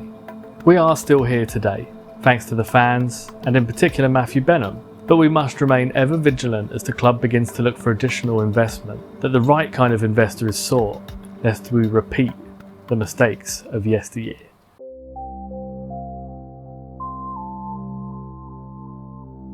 Newcastle is a city that is united around its one football club, and the pain that we let it inflict on us season after season. We love it. In 130 years we've won very little, and the little that we did win was before my time. We've gotten close and that hurts, but we never jump ship.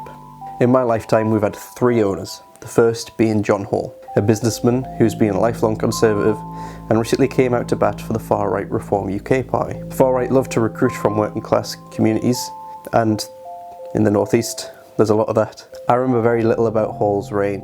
He's a local lad whose ownership got off to a shaky start, but he won the power struggle and appointed iconic ex-player Kevin Keegan to the role of manager, and turned the club around from almost being relegated to the 3rd division in '92 to a title fight in the Premier League in '96. I wish I could have seen it. The best moment I've experienced was in 2017. I was in my first year at uni and we won the championship on the last day, and we were being promoted back in the Premier League. Local rival Sunderland went down that year. Bit of a bonus. Rafa Benitez at the helm and Mike Ashley finally putting a bit of money in. For a moment we felt like things were changing. Of course, Ashley only coughed up so that he could get back on the Premier League TV money, but who cared? That feeling was short-lived. Ashley didn't like Newcastle, he just liked our money. He took as much as he could out. As the club's debt grew, several cynical so-called attempts at selling, asking buyers to pay over the odds for a team that was desperate for investment. Not just for players, but for a stadium that was rapidly deteriorating, a training ground, and the academy. We all saw through these attempts, I think, but so long as he was making money, he'd milk the team dry. He'd put just enough in to keep us in the Premier League, but beyond that, he didn't care. No matter how badly we were doing, we would still spend our money on tickets and shirts, and he knew it. This city's hatred of Ashley wasn't just down to the football, however. This is his empire. Sportsdirect.com claims to be the UK's #1. I'm not sure what in. Human misery. Newcastle's association with Sports Direct, including the outrageous attempt to rename St James's Park in its honour, cheapened the club. Its garish logo adorned the stands, and its font spelled out the club's name. But the issues don't stop there. Sports Direct has been notorious for its use of zero-hour contracts and worker exploitation, something that working class communities in the northeast know all too well. Before we were worried about Amazon warehouses, it was Sports Direct warehouses. His own workers were doing back-breaking labour to spend anything spare they had from their paycheck on black and white shirts that Ashley could sell back to them. When a buyer came along that was willing to pay over the odds, many in the city rejoiced. And why shouldn't they? Heady dreams of investment from the world's richest people, we might actually win something. And so the Saudi Public Investment Fund came in with a little help from Amanda Staveley, but others weren't so enthused. The thin veil of Saudi smiles is easily pulled back to reveal a gruesome truth. They're laundering their image and using our football club to do it. The crimes of the state of Saudi Arabia are well documented. Their draconian laws make it illegal to be LGBTQ, and they're operating in a city famous for its pink triangle of gay clubs and bars. They murdered Jamal Khashoggi and faced no consequences. Nobody in the UK was able to stop the sale going through, and their sports washing, disappointingly, seems to be working. There are more debates to be had about boycotts, what we can do as fans to hold our owners to account. But when multi-billionaires insert themselves into the sport that we love, why should us the fans be the ones that suffer? Normal working class people who want to spend their rapidly diminishing free time and income back in their team. Club loyalty is massive here. Look at Alan Shearer, Premier League record goal scorer, did everything for Newcastle despite opportunities from bigger clubs. He'd rather stay at home and score for fun, which he did plenty of, than work for a team that had greater chances of trophies, and he had those offers. It's a great feeling when you're part of something like Newcastle United, but sometimes it does feel a bit like a trap. Fan ownership seems like an obvious choice for the future, especially for a club like Newcastle.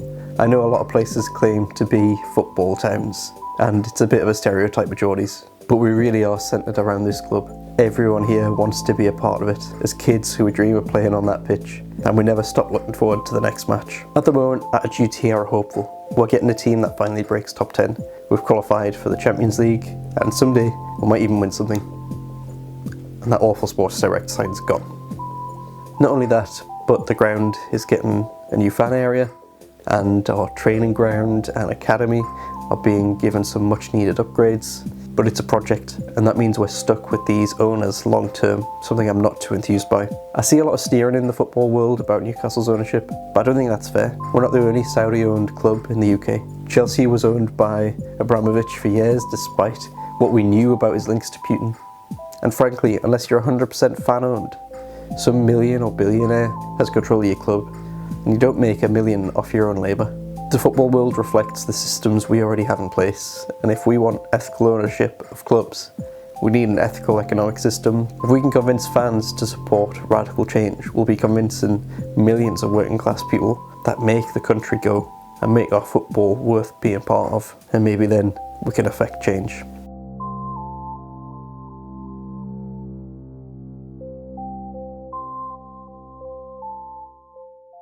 I wanted to deal with this slightly separately from the types of ownership section, as I think this deserves its own contemplation as to what it means right now and what it could mean. So first off, what is multi-club ownership? Well, it's what it sounds like. It is when a single entity, whether it be a person or a company, owns more than one sports club.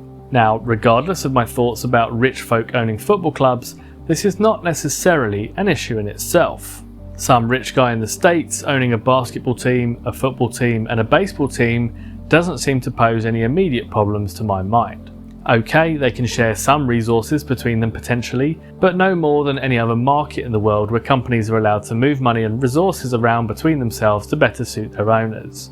But so long as these activities do not breach any rules within those specific sports, what's the harm? Well, those of you that have been around the FA, UEFA or FIFA for any amount of time will be somewhat aware that football administration moves slowly, and often things that are exploited or easily manipulated are only closed off once a club has already managed to exploit and manipulate. It's a game of cat and mouse, familiar to those who have heard talk of the problems chasing down taxes from the rich and famous, with each closed loophole seemingly spawning several more. The current rules in football allow for owners to own more than one football club, so long as they are not competing in the same competition. So says UEFA anyway. And yet, as the BBC reported on the 3rd of June this year, Manchester City and Manchester United are expected to be cleared to play in next season's European competitions under the transitional rules on multi-club ownership adopted by UEFA for the 2024-25 campaign. That's strange, because stated later in the same article, Manchester City have qualified for the Champions League alongside fellow City football group club Girona from La Liga. Manchester United reached the Europa League by winning the FA Cup. French club Nice, which is part of the Ineos group, have also qualified for the same competition. The rules are pretty clear what should happen in this scenario. UEFA's rules. If two or more clubs fail to meet the criteria aimed at ensuring the integrity of the competition, only one of them may be admitted to UEFA club competition. Hang on, let me make sure I read that BBC report right. I might have made a mistake. Let's just check. UEFA President Alexander Ceferin has previously admitted that the growing concept of multi-club ownership needed greater thought. Can you hear that? That is the frantic backpedaling of the European governing body, desperate as it is to placate the big clubs in Europe, especially since the threat of a European Super League has not yet fully receded. In the same article, they talk about a possible solution being an independent third party taking ownership of one of the clubs conflicting with the rules on a temporary basis, which sounds like the wishy-washiest nonsense I can think of to avoid having to say no to a billionaire, but I think we all know how this works at this stage, right? And this problem is growing, as more and more clubs are added to the portfolio of yacht-owning arseholes. As the Swiss Ramble put it in their January article this year, in 4 of the Big 5 leagues, as well as Belgium and Portugal, more than a third of all clubs have at least one cross-investment relationship with another club. So why should we care about rich guys buying up multiple football clubs anyway? Well, let's talk about that. Nick Harris of Sporting Intelligence 832 wrote in February this year that although multiple club ownership owners' motivations differ, they will all in the end boil down to self-interest. There was a vote in November 2023 and 14 votes were needed to prevent clubs making related party loans, but only 12 clubs voted for the temporary block, with 8 opting against it. Those 8 opposing sides, Chelsea, Man City, Newcastle, Everton, Nottingham Forest, Sheffield United, Wolverhampton Wanderers and Burnley, were all either involved in or on the verge of being in MCO structures. Okay, so why would these clubs be so keen on preserving the ability to loan from another club under their ownership? Well, Craig Simpkin of footballteamnews.com sums it up nicely here. It means that Premier League clubs are now free to loan in players without the cost of their wages, perfect for those in danger of failing FFP rules, that's financial fair play. If you were Newcastle United, would you take PIF-owned players like Cristiano Ronaldo, Ruben Neves or Riyad Mahrez on loan in January free of charge? It's at this point when multi-club ownership becomes much more than a business agreement. Simpkin goes even further to point out the potential for manipulating the other clubs in your ownership group to avoid breaking financial regulations. Let's say that Club A wants to sign a particular player, but they know they are in danger of breaching financial fair play at their current level of spending. So what can they do? Well, Club B, also part of the same ownership stable, could buy the player instead, before loaning them to Club A at a negligible rate. The outcome? Club A gets what they want without catching the attention of financial fair play accountants. In theory, Club B could also sell the player to Club A at a reduced rate. The perks of this multi-club ownership program and the ability to game financial fair play rules is another threat endangering the integrity of football. On this very theme, we return to Nick Harris, who goes on to identify another key but often overlooked risk of the multi-club model. The integrity of football is at stake, although anyone attending one of the myriad sports business conferences and listening to so-called experts extol the virtues of MCO wouldn't realise it. If anyone doubts the seriousness of the problem, then consider one of the earliest and largest MCOs, which comprised of low-hanging fruit in the Czech Republic, Latvia, Portugal, the Republic of Ireland, Romania and Spain. The man behind that MCO, Eric Mao, turned out to be assembling a network for match fixing. Think that problem has gone away? Then think again. At least one of the MCO groups identified and researched for this article is controlled by someone who was censured for not reporting knowledge of match fixing. The opportunities for player trafficking and money laundering among networks of small clubs are also plentiful. Okay, now that is one extreme. The clearly illegal behaviour of match fixing is something we can all agree on as being bad. Corrupting the very nature of sport and competition with the grubby, insular selfishness of greed is gross. However, there is more to be concerned about, even if these other concerns don't fall on the other side of the legality line. Rob Draper is a journalist, podcaster and author that posted an illustrative thread on Twitter, and yes, I'm still calling it Twitter, that demonstrated how the smaller clubs in a multi-club ownership arrangement can find themselves being used as a feeding ground for larger clubs, with no respect being paid to those smaller clubs. Draper identified that the City Group, which includes Man City, Girona, Palermo and Troyes in France, has been using Troyes as a place to blood young players, somewhere to park talent that perhaps wouldn't fit within financial fair play limits that year, and tellingly, somewhere that prepares players to play the City way, so that when they are finally hoovered up by Man City, they can hit the ground running. All very useful for the bigger clubs in the group. But what does it mean for the clubs being used as a financial workaround, training ground and conveyor belt for talent? Well, Rob Draper says in his thread, in September 2020, Troyes, then in League 2, were bought by the City Football Group, and all went well as they were promoted back to League 1. Punching above their weight, they finished 15th in their first season back, and the CFG link was bringing exciting dividends. A young Brazilian called Savio was signed in June 2022, a promising 18-year-old. He was loaned out to PSV, but the intention was presumably that League 1 would be a great grounding for him in 23-24. All seemed well. Coach Bruno Erles was continuing to perform, got Troyes to 13th in November 2023, and despite a tricky spell they were still safe from relegation, so the Savio plan was on track. But Erles was then sacked. He said they wanted him to adopt the City style, which he said was unwise. So they brought in Patrick Kisnorbo from Melbourne City. You guessed it, a club owned by the City Football Group. The City's style was adopted, and calamity ensued. Troyes lost 16 of their next 23, 1-1 and were relegated, which proved a hitch in the Savio plan, as CFG didn't want him in League 2. No matter. As part of the CFG group, even though he'd been signed for Troyes, they could be bypassed and the player ended up at Girona in La Liga, a more appropriate grounding than League 2. And we all know how Girona and Savio are doing. They are the fairy tale of La Liga. Savio will be moving to Man City in the summer, and Girona may win La Liga. Fair play to CFG. Meanwhile, in Troyes, Kisnorbo's experiment with the City playing style was brought to an end when he was sacked with the club 17th in League 2, worried about a successive relegation. All of which has understandably left Troyes fans asking what exactly they get out of this setup with CFG. They don't even get to see a potential new star develop for a season or two. They presumably won't see any of the transfer money. It's almost like they're just a pawn in a corporate game. Which is why fans have boycotted games, and former player Jerome Rothen told City to get out, saying he couldn't bear to see his former club used like a floor cloth by CFG. Going back to Nick Harris, they identified similarly. Fans of clubs within networks that are deemed secondary to other clubs are despondent. No one wants to think of their club as low-hanging fruit. Fans of Paris side Red Star, which is owned by controversial US investment group 777 Partners, are working with their local Member of Parliament on a bill to outlaw multi-club ownership. The Red Star Ultras are trying to unite fans not just in their own country, but elsewhere in Europe against what they call timeshare ownership. Wait.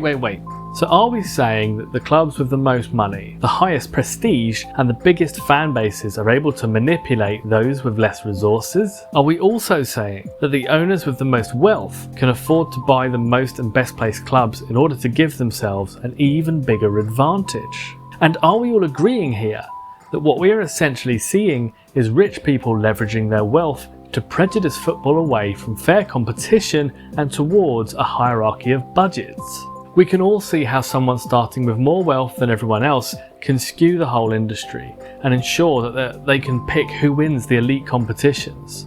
So the question is, have you noticed that we are essentially talking as much about the free market as we are football? Football has seemingly been consumed whole by capital. And though the motives of many involved in multi-club ownership might extend beyond a desire to just grow profits, the effect is much the same, with competition, egalitarianism and fairness subsumed by the wills and whims of the mega rich. Whether they seek power, prestige, or are simply trying to launder the reputation of a country that executes journalists, imprisons LGBTQ+ people and funds terrorism, the imbalance is disrupting the game in a way that will ultimately ruin football. If the biggest checkbook wins 9 times out of 10, then why would anyone keep watching?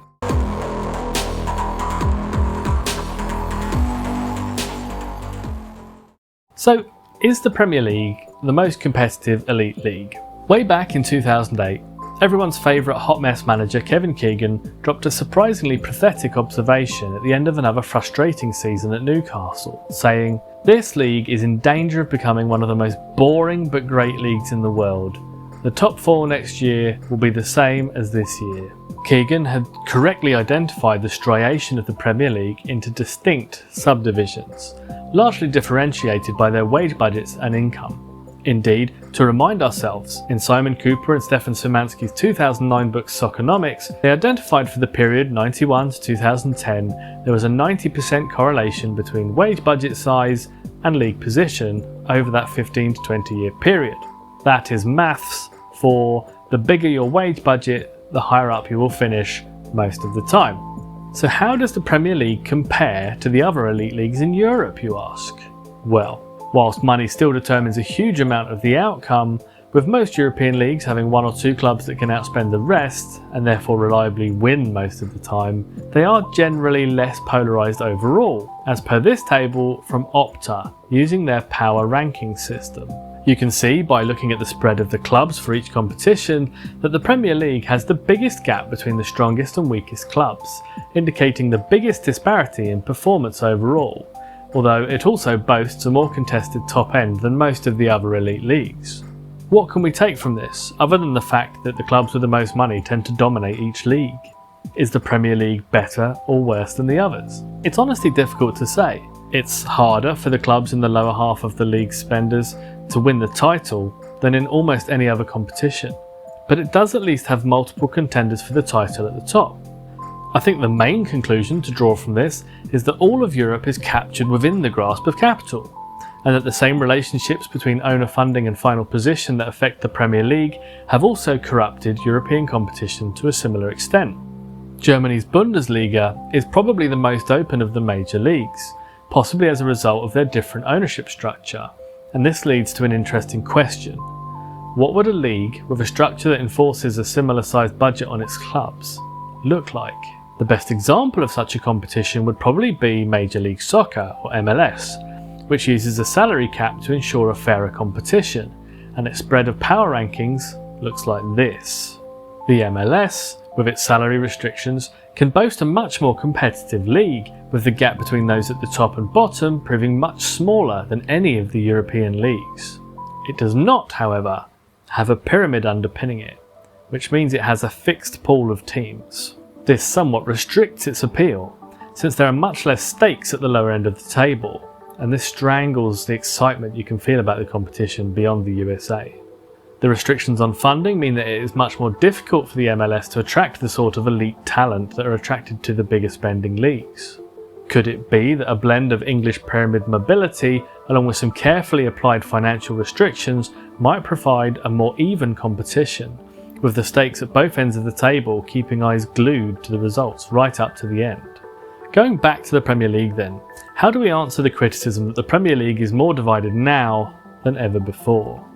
On the one hand, we have clubs like Aston Villa and Newcastle trying to make the top 4 into a top 6 using their latest owners' funding, whilst claiming that FFP regulations, financial fair play, restrict their ability to spend enough to compete at the top. This could suggest that the Premier League is becoming more competitive at the top, though we have to balance the fact that we've just seen all 3 promoted teams relegated for the first time since the late 1990s. We've also just watched a season where the smaller budgeted teams have been criticised for setting up tactically to stifle the bigger teams rather than trying to win the games outright. In May 2023, Queen's University Belfast's Policy Research Unit released a short article providing evidence that the Premier League is becoming less competitive over time. Using standard deviation and the final points tallies of Premier League seasons between 95-96 and 22-23, the researchers attempted to demonstrate that decline in competitiveness over time. Standard deviation in this instance is showing us how far each team's final points tally for the season was from the average points achieved that season. So, if you have a very competitive league where the difference between teams is small, their points totals will be clustered closely together. As a result, their final point scores will all be very similar to the average for the league and would return a very low standard deviation result, as per the leftmost graph of these 3 that I've borrowed from Quora. If, however, and bear with me as I present this fantastical and improbable scenario, you have a small number of teams with a load of points and a bunch of other teams with much, much less, the distances between the team's final points and the league average would be, well, bigger, as per the rightmost of these 3 graphs. What the researchers found was that in that period of 27 years, this standard deviation figure for the Premier League grew. What this increase over time in the standard deviation shows is that the Premier League is becoming more imbalanced, with increasingly large differences between the good teams and the poor teams. This increase in imbalance indicates a clear decline in competitiveness in the Premier League. So what's that all about? Is it really possible it's getting less competitive? Much like the free market more generally, it has demonstrated capital's propensity for consolidation and monopoly as we move to a system of results based on the number of billions a club's owner is willing to invest. As things stand, the Premier League's claim to being a more competitive league is a contentious one, and when set in context alongside the other elite European leagues, it simply indicates how money has reduced competitiveness across the top flights of the game, almost across the board. But does the Premier League have the best clubs?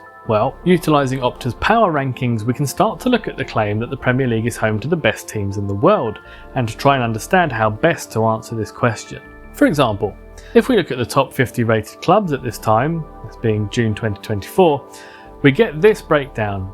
By league it shows 11 Italian teams, 9 English and French, 7 Spanish and 5 German. This would put the Premier League joint second overall. If we add up the power ratings of those teams, we see a very similar shape, with English clubs edging their way into second, so respectable but surprising. Could this be something in Opta's logic that is perhaps skewing towards the Italian teams? If we look at the basics of how Opta describes their ranking process, it seems fair enough, using as it does the ELO rating system to represent the difference in perceived quality between two competitors. The aim of the system is simple. After each game, rating points are exchanged between the teams depending on the result. Whatever the home team gains in ELO, the away team will lose the same exact value of ELO, or vice versa. If the home team gains 20 ELO points, the away team will lose 20 ELO points. The difference in ratings between the two teams serves as a predictor for the outcome of a match. Each team's ELO rating will update on a game-by-game basis based on the likelihood of each team winning and the actual outcome of the match. In simple terms, the following tends to happen. If the higher rated team wins, fewer points will be exchanged. If the lower rated team unexpectedly wins, more points will be exchanged. If the match ends in a draw, the lower rated team will gain a few points. The greater the margin of victory, the greater the number of points exchanged. Remember, whatever one team gains, the other team loses. They then layer on modifiers for the relative strength of the league, country and continent to try and mitigate the differences between those different environments as per this handy graphic. There likely will be biases based on the different competitions, countries and leagues, as these are harder to compare, but overall it seems a sensible process. But how else can we compare the top leagues? Well, we can look at who wins the competitions, including clubs from each nation, such as the Champions League for example. If we take the last 10 years as a sample, the Champions League wins by nation look like this. Italy don't even feature in the last 10 years. England are once again second in this measure to La Liga, which has dominated the competition, particularly 2014 to 2017 where Barcelona or Real Madrid won 4 years in a row. If we look at the losing finalists, what does the representation look like? Winner! Joking aside, the simple fact that so many English clubs are getting into elite European competition can be seen as a big indicator of the strength of the Premier League. Perhaps then we should instead examine which nation has made it to the most Champions League finals as we search for a more favourable measure. Joint first. Okay, now we're talking. What if we move outside of the domain of the top 4 clubs and look at the lesser European competitions though, to understand the strength of the leagues beyond the big money clubs? Perhaps that gives us a better understanding of the relative performances of the last 10 years. Well, there's Spain again. Though again, England comes in an admittedly distant second. How about looking at finalists? Once again, Spain beat out England, becoming a bit of a theme. There must be some measure that the Premier League can dominate by. And to be honest, this has been foreshadowed plenty in this video. That's right folks, revenue. Statista have handily put together this little graph entitled Revenue of the Big 5 Soccer Leagues in Europe from 2012-13 to 21-22, with a forecast to 23-24 by league. So when it comes to bringing in money, the Premier League is easily the best, soaring well above its competitors, so why aren't Premier League clubs dominating European competition? La Liga beats the Premier League in nearly every competition, and Italy's Serie A, which is barely pulling in a third of the income of the Premier League, is scoring much better in the Opta Power rankings than the Premier League is. Perhaps the Premier League's focus on pulling in money, with additional games being played regularly in Asia, America and Australia in an attempt to open new commercial markets, is actually detracting from our ability to compete. Certainly the agreement to stop replays in the FA Cup was pushed by the Premier League as a way to combat fixture congestion. A very real challenge. Funny then that it didn't seem to factor when 2 Premier League clubs flew out to Australia for a friendly match just a few days after the end of the season, and just before the Euros. Could greed be overriding performance? Surely not. It's been widely reported that injuries are increasing in the English game, with the BBC revealing research conducted for more than 20 years by the Premier Injuries website suggests that the total number of individual injuries, where a player missed at least one Premier League game, was the highest they had ever recorded. The total number of injuries this season rose by 11% on last season, which had a Winter World Cup in the middle. Hamstring injuries were up 18% year on year. The ever-growing list of contradictions in capitalism can now add football injuries to its roster. Okay, so I've spent a bunch of time talking about the issues surrounding football and denigrating the current setup, but what would I do differently?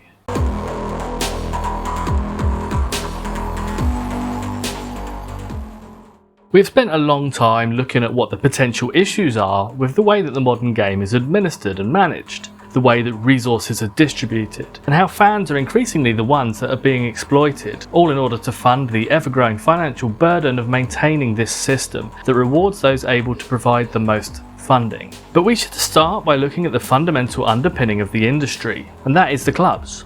Gary Neville, love him or loathe him, has made a number of observations, criticisms and suggestions of modern English football, and in his book, The People's Game: How to Save Football, he outlined a number of the things he thinks should be instituted in order to improve the game. In 2020, he was involved with a pressure group that attempted to present a manifesto of sorts called Saving the Beautiful Game, alongside some big names from football and politics. The manifesto outlined a number of suggestions designed to improve the survivability of the full pyramid, particularly after English football's sluggish response to COVID threatened the existence of many lower-level football clubs. Now, I actually think Neville makes a number of good points in his book, though much of his thought process is hampered by his own aspirations as a multiple business owner and being wedded to a free market ideology as a capitalist himself. However, one aspect I wanted to start off with is taken from a statement he made on Sky Sports News in 2022. Football clubs need to be treated like Grade 1 listed buildings, and not like normal businesses on the street that are subject to free market conditions.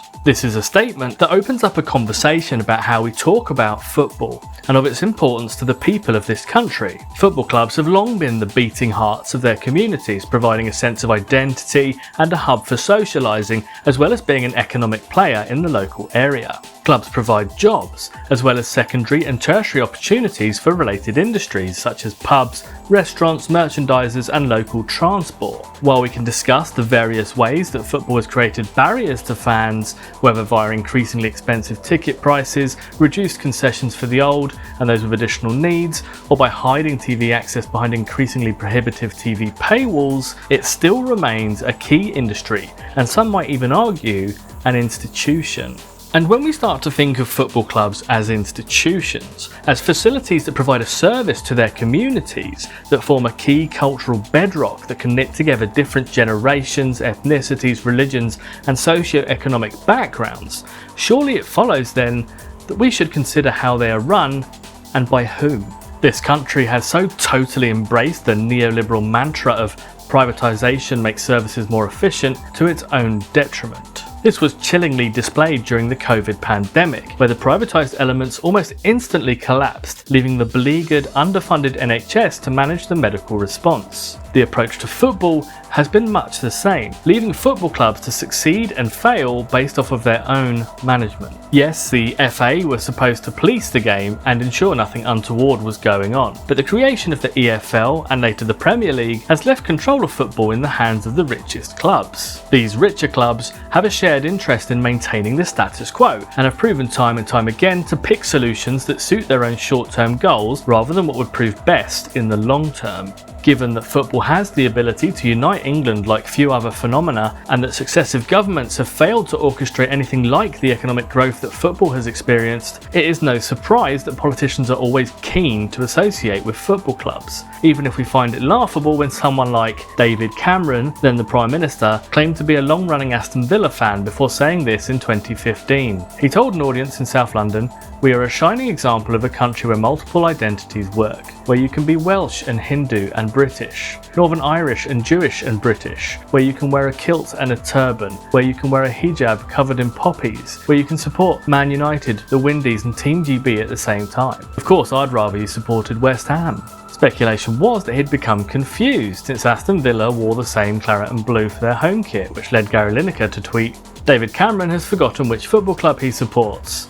Aston Villa last week, West Ham this. Burnley next?" The joke, of course, being that Burnley also wear claret and blue. The majority of the British public do not find football allegiances to be a light matter, and are always quick to sniff out a politician draping themselves in a team's colours, particularly around electoral events, as with Rishi Sunak's recent appearances at the Championship playoffs in the Southampton colours. What we can glean from this is that our love for our football clubs is sacrosanct enough that we will use it to strike down pretenders. And this returns me to my core point. Football clubs are not businesses. They are greater than that. And whilst a tongue-in-cheek quote of Bill Shankly's "Some people think football is a matter of life and death, I assure you it's much more serious than that," it's perhaps stretching the point a little, it does illustrate the depth of the relationship people have with their clubs. It is time we stop pretending that football clubs are private businesses and allowing them to be traded around like panini football stickers between the rich and nefarious. They do not exist to be worn as shiny trinkets, raided like the kids' piggy bank, or handed to property developers to turn the ground into flats, with the money generated somehow never making it into the club's accounts. There is a growing recognition of the need to think about club ownership as something more akin to stewardship, since clubs are supposed to outlive their owners. As per Tracy Crouch's fan-led review published in 2021 and summarised in Mark Goider's article on boardintelligence.com, it recommended a strengthened fit and proper persons test for owners and directors, regulatory intervention in recklessly run clubs, and better corporate governance, including an explicit duty of stewardship. An owner-director would be required to operate to ensure the club should exist long after they have departed. To prevent owners from relocating the club and selling the stadium, there would be a golden share. The power over the share would be vested in the supporters and the community. This is a good start, and the recognition of the need for a different philosophy to club management is a vital element to improving things. But I feel we need to go further. An opening quote in Crouch's fan-led review, made by a fan contributor, states, "Football clubs should be classed as heritage. They are integral to many families and to cities and towns in a way that is not replicated in other businesses. Clubs need to be protected from asset stripping and situations such as Bury." Bury were a famous and long-lived club that were taken into administration by an owner that was more interested in the club's property values than its survival. Bury FC in its original form ceased to exist as of 2019. It is because of clubs like Bury that all football clubs should be protected and governed as if a publicly owned institution, and protected by legislation that outright stops any actions that would diminish a club's presence in its community. There are perhaps different elements that can be considered there, the golden share being a good way of protecting the ground, which is the largest asset clubs possess. But there is still the danger of clubs selling the grounds to their owners and then leasing them back to get around financial restrictions, particularly if it is presented to fans as a way to fund a better squad. Locking down ownership of the grounds should be a priority. They are too important to be left as cards to be played in a game of financial poker, especially if that owner were to then go bankrupt or sell it on even further. Sustainability of a club should be the next consideration. This is where I come into conflict with Neville's problems with FFP, or financial fair play.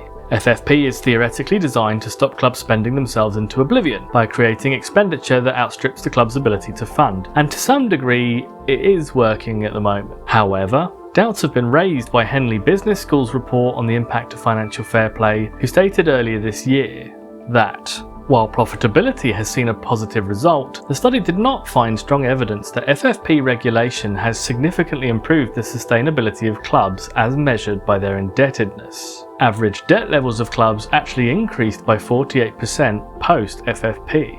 The researchers suggest that the increased profits are being reinvested into player transfers rather than the reduction of debt. The win maximisation objective of football clubs and the correlation between on-field success and investment in player acquisition encourages clubs to prioritise reinvestment of profit into the playing squad above settling their debt.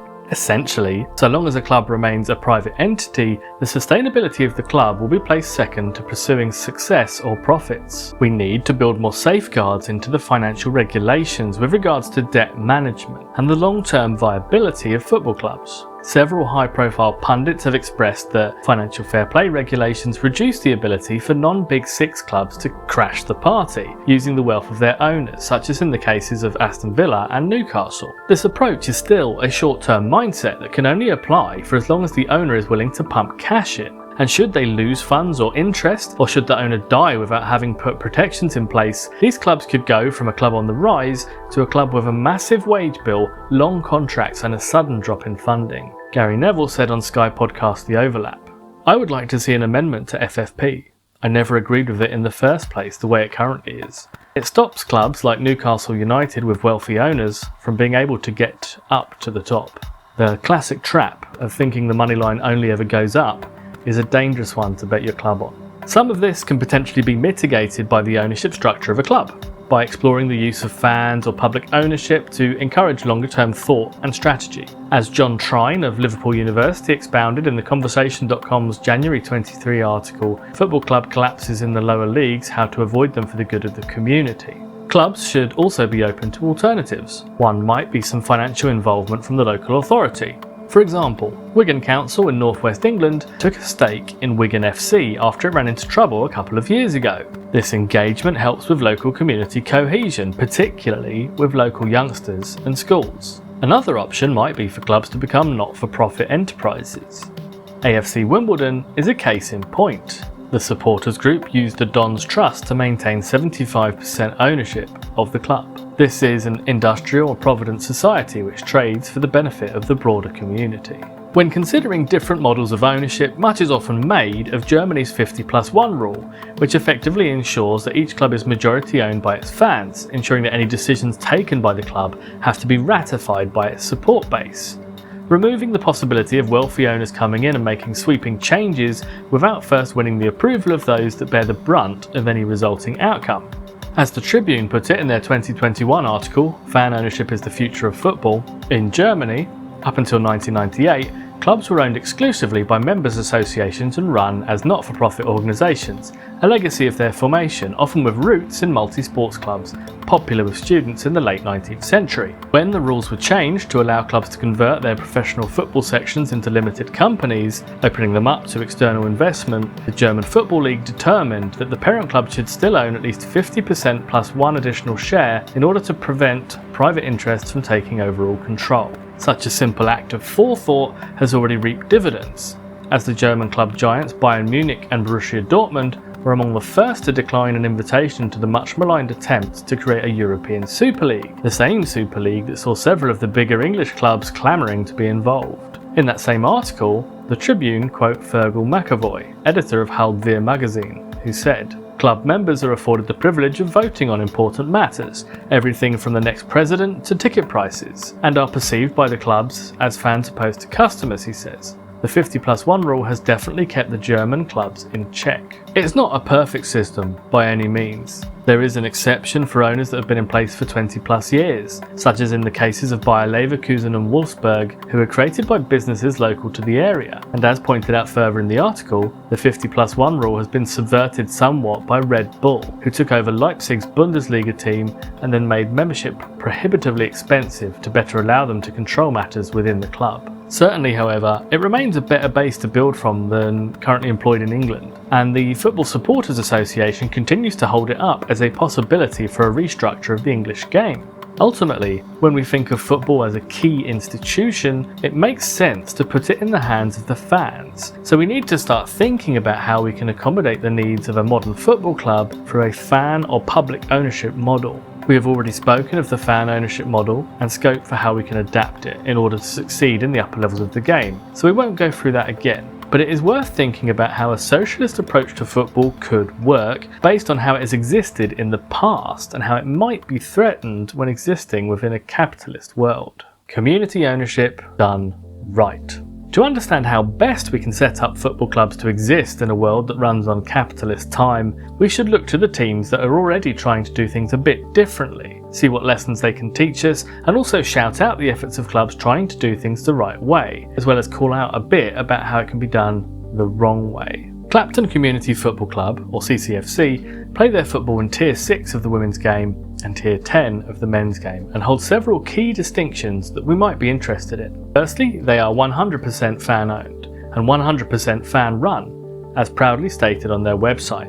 This in itself is not that unusual. Many supporters' trusts have run clubs in the English game, but usually as a result of necessity as opposed to choice. The largest downside to fan-based club ownership tends to be one of funding, where so much of the pyramid relies on a wealthy owner filling the gap between the club's income and their expenditure. Fan trusts can sometimes struggle to match that funding on a consistent basis. This is partially due to the fact that most trusts come in to steady a ship, but not to steer it. Clapton Community Football Club is a bit different.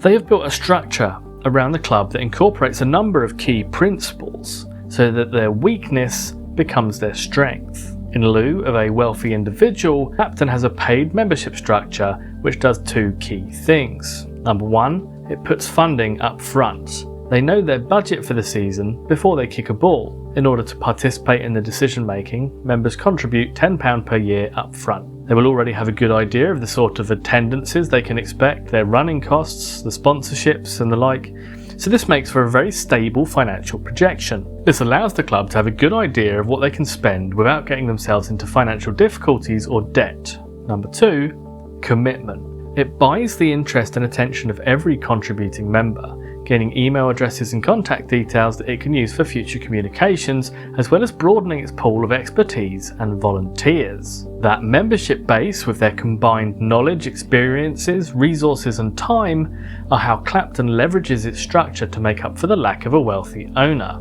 The wisdom of crowds is a fascinating phenomena, and an oft overlooked one, perhaps unsurprisingly given how often the narrative of crowds is that they are stupid, easily panicked, fickle.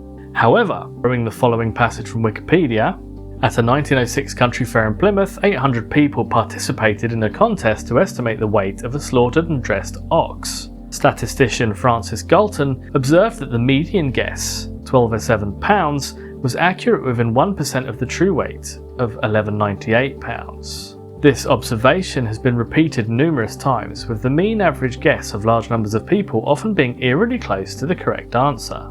So why not harness that? CCFC have attempted to do just that, using a horizontal committee-led structure that utilises their paid members and puts the control of the club in the hands of those who know it best. Every member has the same voting power, and there is not any part of the club they do not get a say in. In their commitment to being open and transparent to members and the public, they publish their finances monthly, allowing all involved to see how the funds are being spent. A refreshingly open approach to football finance. The club puts equal weighting on the men's and women's teams and offers a pay what you can tariff for kids' training sessions, as well as a refuge space for vulnerable people. CCFC have set up hardship funds, another pay what you want tariff, this time for entry to matches, and runs tournaments with all manner of organisations from Queer Space to refugee support groups to the international workers of the world.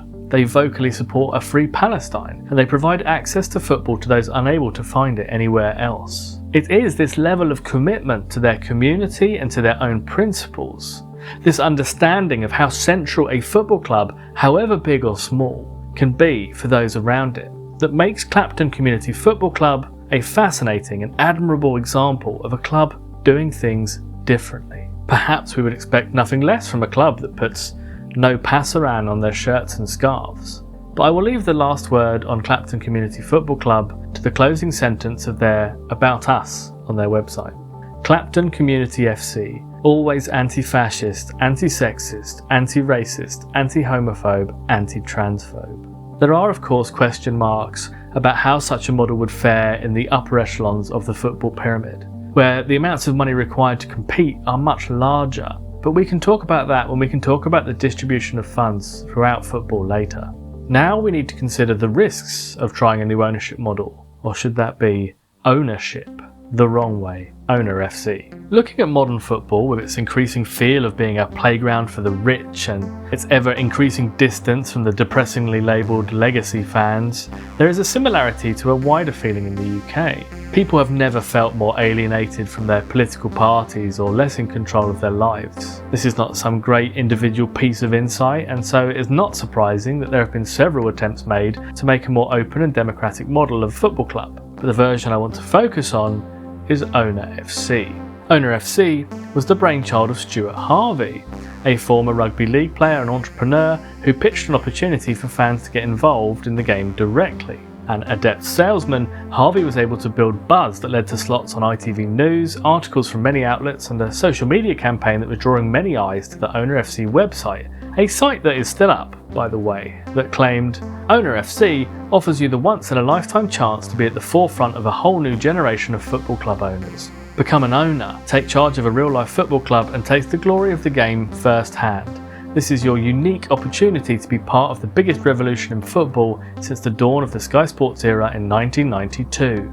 Further on, it explains more. Owner FC has been working with clubs throughout the country to finalise a takeover deal. With just 4 clubs shortlisted, you will have full access to pre-sale documents and takeover proposals. You will decide which deal to close and which club we take forward. Once the club purchase is complete, you will unlock the app features and really put your theories into practice. You will have the control. With every element of owning and running a real English football club at your fingertips, there is no saying where becoming an owner could take you. In a graphic to the right of this passage, it suggestively lists the types of decisions that owners would be able to make via the app. That includes things like hire and fire staff, select the squad, and full financial control. These are quite amazing levels of agency, and all it would cost would be a one-off fee of £49. However, all that glitters is not gold, and as told in their expose book Fit and Proper People, Martin Calladine and James Cave identified quickly that there were some doubts over what was being claimed by Harvey in their promotional materials. For example, they call out that not long after starting up, Harvey was caught out changing his language on some key claims, such as in this quote used by 442 magazine. "We will be putting leading people in all positions: marketing manager, sports reporter, brand director, production manager, video producer, sports physiologist, financial advisor, commercial director and events manager, to name a few." This seemed to conflict with the manage your staff and hire and fire staff responsibilities being offered to the fans, but perhaps Harvey meant owners would be more involved with the playing and coaching side of the club. Well, owners do not have any say over what happens on the training ground. That is the manager's job. One of the more striking questions being asked early on was why exactly Owner FC was looking to take over a club rather than start one, allowing the structure and policies to be firmed up over time, so lessons could be learned with much lower stakes. As identified in Daniel Story's article in 2019 for 442 magazine, an existing non-league club would effectively gain a corroborative ownership, which has no connection to local community, and thus be handed a great deal of uncertainty. Non-league clubs might only have 500 regular fans in a bumper home crowd, but it's still their club rather than a plaything.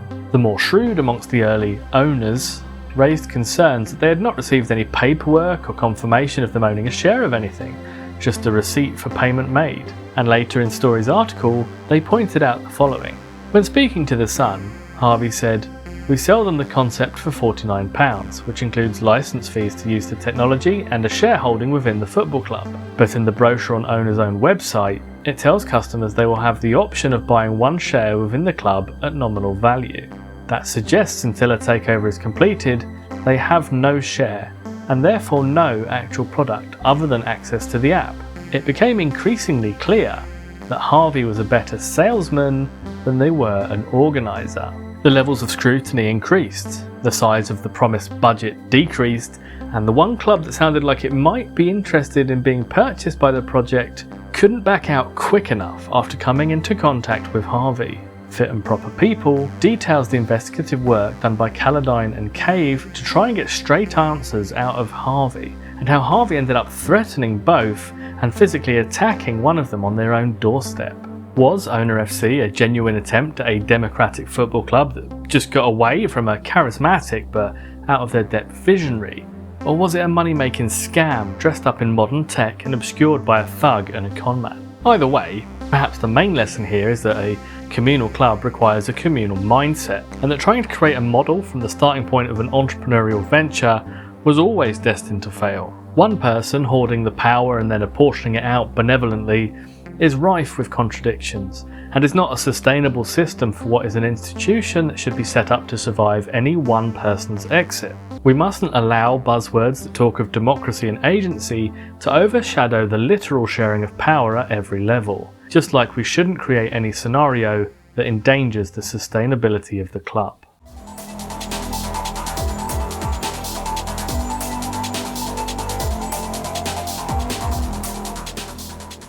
There is an ongoing discussion within English football regarding how best to share the huge amounts of money coming in. What's fairest, what's the most beneficial to the pyramid, what encourages the development of young talent, and what will create the England team of the future.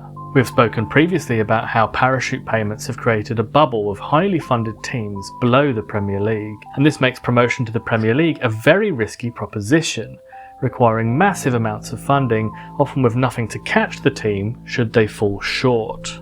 The cliff edge, as it is often referred to, represents the massive drop-off in income between the Premier League and the Championship, largely driven by TV money, which creates the problems faced by every club in the pyramid. Due to the way that the administration of the English football pyramid is split between the FA, the Premier League, the EFL and the National League, and the fact that each element competes against the others to protect its own interests, the distribution of funding has always been a topic of debate. Now clearly, the Premier League is the big draw, and no one is under any illusion that most of the money coming into the game does so via the teams at the elite level. However, due to the fact that the Premier League negotiates its own deals, it is left up to the clubs therein to decide on how much money they're willing to share. As a result, it's normally a fairly small percentage. Now, some of you will be asking, well, if they earn the money, why should they share it? To you I say, silence liberal!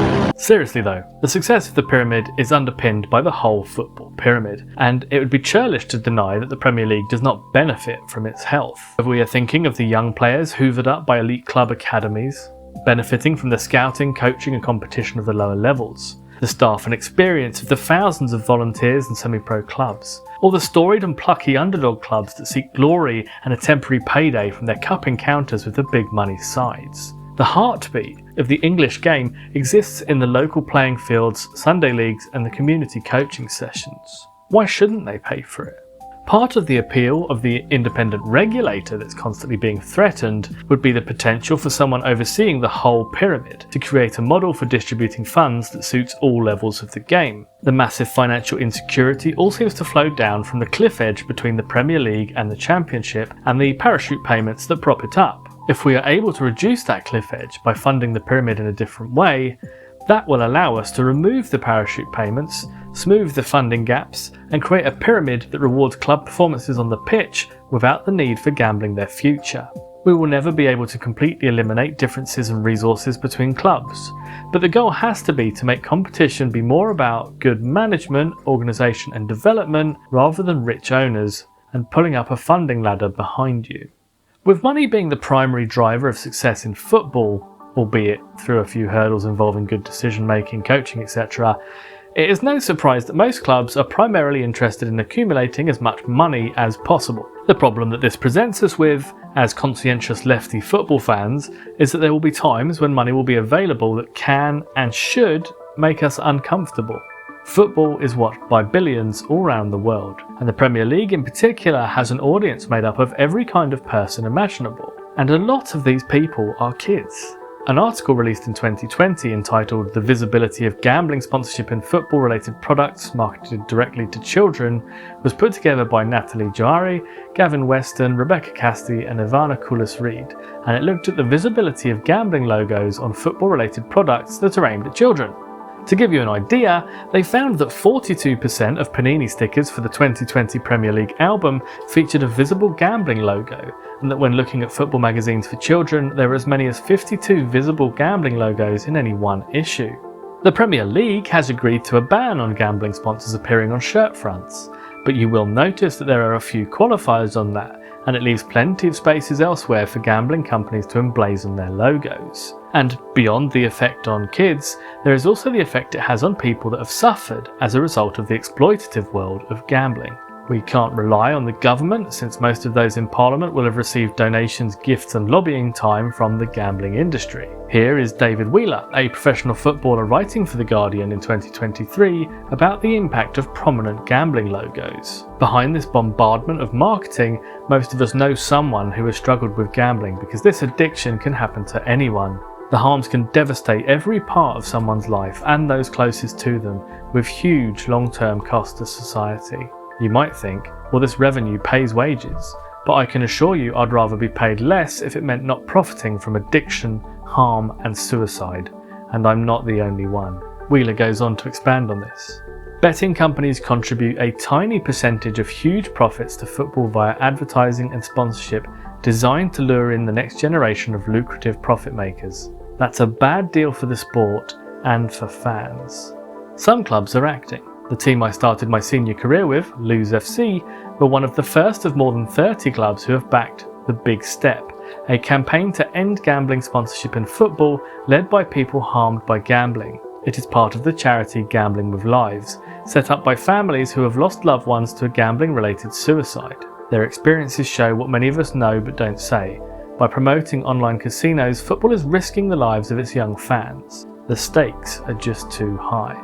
For me, anything theoretically age-gated, such as alcohol and gambling, shouldn't be allowed to sponsor anything to do with football, given its prominence and wide appeal. There are also question marks for me about whether we should allow junk food companies like McDonald's and Cadbury's, given how much this normalises an unhealthy lifestyle around kids. A 2021 survey entitled "Kicking Out Junk Food" spoke to parents about their perception of the junk food marketing that surrounds sports, and they found that 90% said the marketing of junk food through sport made it harder for them to feed their children a healthier diet. 86% said government should create new laws to stop partnerships between junk food brands and sport. 9 in 10 also agree that grassroots sports and physical activities shouldn't have to rely on food and drink brands for funding. Now, I'm not looking to start some Mary Whitehouse morality crusade here, but I do want to ask, what do we think is okay in terms of sponsors? How much about our beliefs and principles are we prepared to sacrifice in the name of revenue?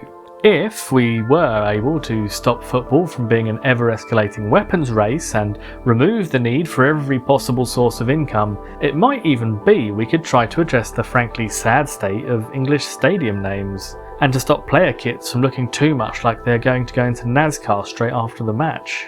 Although, to be fair, the sponsor choices on there are probably more justifiable than most professional football shirts in England. Keen as we are here in England to mention that the UK legally ended slavery voluntarily in the 19th century, it is often not mentioned that this decision followed both sustained campaigning in the UK and a rebellion in Haiti that led to slaves freeing themselves and declaring their independence. There was also the little matter of the French Revolution and the growing threat of a popular uprising that suggests there was more here than just an enlightened interest in doing the right thing, going woke. It's also worth mentioning that we gave no compensation to the freed slaves and did in fact pay off their former captors, effectively providing one last instance of people being sold as if they were commodities. Now, the reason I'm talking about all this on a football video is to reiterate the arrogant approach that we English have towards racism. Very much picking and choosing what historical moments we present and comparing ourselves favourably often to the USA or the European mainland. But racism is alive and well in the UK, from the hostile environment of Theresa May and the persecution of migrants by a succession of awful governments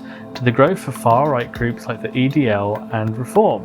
Let us not forget the insidious way that black footballers were demonised in Euro 2020 after Marcus Rashford, Jadon Sancho and Bukayo Saka missed penalties in a shootout. Many claimed they couldn't see the problem with the sports pages focusing so heavily on the 3 black players after a defeat that involved 16 players being involved in the match. And this is the crux of our problem with racism. People in England think of racism as being perpetrated by pot-bellied skinheads stumbling out of pubs with chips on their shoulders, and the fact that this is a thankfully rarer phenomenon these days means that they assume the issue is largely dealt with. However, it doesn't take a lot of digging to find out that it is still black boys being targeted for a disproportionate amount of stop and searches. There are still a worrying amount of black people dying in police custody, and yes, there is still racism in the stands at football matches. Indeed, as stated by the Youth Justice Legal Centre, in 2019-20, Black, Asian and minority ethnic people were stopped and searched at a rate 4.1 times higher than white people. Black people were 8.3 times more likely to be searched than white people, despite the fact that the rate of finding drugs on black people was slightly lower than for white people. Likewise, Deborah Coles, Director of Inquests, a charity that investigates state-related deaths, had this to say on deaths in custody. The disproportionality in the use of force against black people adds to the irrefutable evidence of structural racism embedded in policing practices. In terms of racism in football, long-running anti-racism organisation Kick It Out had this to say about the 22-23 season. Kick It Out received a record 1,007 reports of discriminatory behaviour in the 22-23 season. This total, which includes reports from the professional game, in grassroots and across social media, represents a 65.1% rise on the previous season.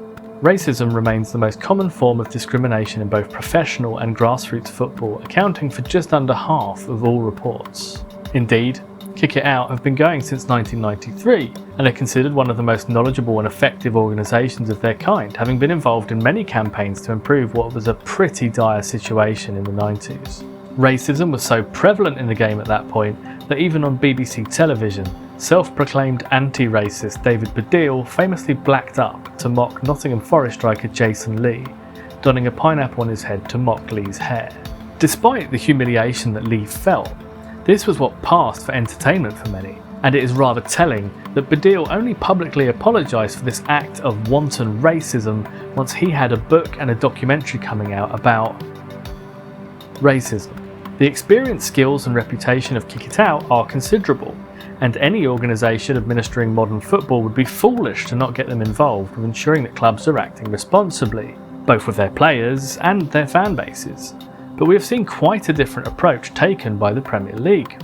The Premier League decided that rather than give the experts the reins in terms of how best to handle racist abuse in football, they would prefer to have a hand on the wheel, and so produced an anti-racism group of their own, the now familiar No Room for Racism, which declined to include any representatives from Kick It Out, despite seeming keen to reference working with them.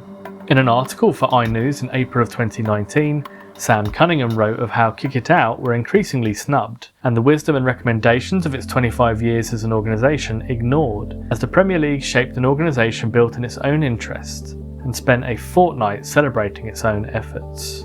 When the Premier League was challenged on the exclusion of Kick It Out, it made clear it was responding to calls from Kick It Out's outgoing chairman Lord Herman Ousley for clubs to do more to fight racism at grounds.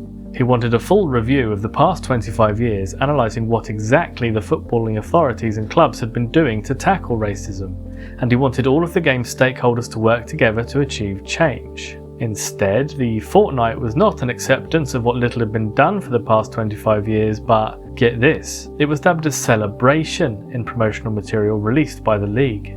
A celebration of what exactly?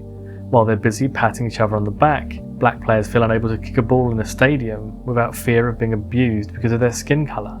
Actual anti-discrimination campaigners have derided the Premier League's campaign as pathetic and gross to me during the past week. Arrogant, ignorant, misguided. They're some of my own words I'd add to the approach of it all. Actual anti-discrimination campaigners did not want posters and newspaper ads. If the Premier League had consulted Kick It Out, they might have been able to tell them that. Conflicts of interest are inherent to any organisation that creates its own regulators and safeguards, and the exclusion of Kick It Out reveals the depths to which the Premier League will go to control its own destiny and to prioritise messages of positive outcomes at the expense of reality, such as the increases in reports of racism at football matches. It is also important to bear in mind that racism includes more than abuse, and there are definitely question marks about levels of representation within football. Statista.com has the Premier League as having black players make up 43% of the total player base as of February 2022, with the wider Football League having a player base that is 34% black. By this logic, we should be seeing around 7 black managers or head coaches in the 20 clubs of the Premier League, but instead we see just 4.4% of English Football League clubs employing a black head coach. This same study by Statista goes further in mentioning that 1.6% of owners and executives for those same clubs are black. There is obviously something artificially restricting opportunities for black head coaches, and any responsible anti-racial organisation should make as much noise about this form of discrimination as they do for any other kind. Both Kick It Out and the Black Footballers Partnership have called for the FA to take definitive action on this by sanctioning clubs that fall beneath diversity measures or that fail to disclose their recruitment diversity. In an article on Sky Sports News last year, Delroy Corinaldi of the BFP said this: "Black players are nearly 50% of your playing workforce. The signal you're sending to those people is that once you get to your 30s, it's punditry or leave the game, because there is a real glass ceiling the FA is doing little to remove. An industry where nearly half the key staff are blocked from promotion is not a functioning one. We need to get all of the authorities in, and we need to get serious about this problem, otherwise it will continue for generation after generation." Likewise, according to Sky Sports, more than 4 million people with South Asian heritage live in the UK, but only 22 male players out of approximately 3,700 professionals have South Asian backgrounds. Something in English football simply does not add up. Racism is not acceptable in the 21st century, and it needs to be treated with the disdain it deserves, with a zero-tolerance approach and punishments that reiterate that football will not put up with it any longer. Any future vision of football needs to ensure it builds something into its roots that can act independently of the many other pressures present in a high-stakes sport, and enforce the standards we should all be aiming for, on the pitch, in the stands, and in the running of the game at all levels.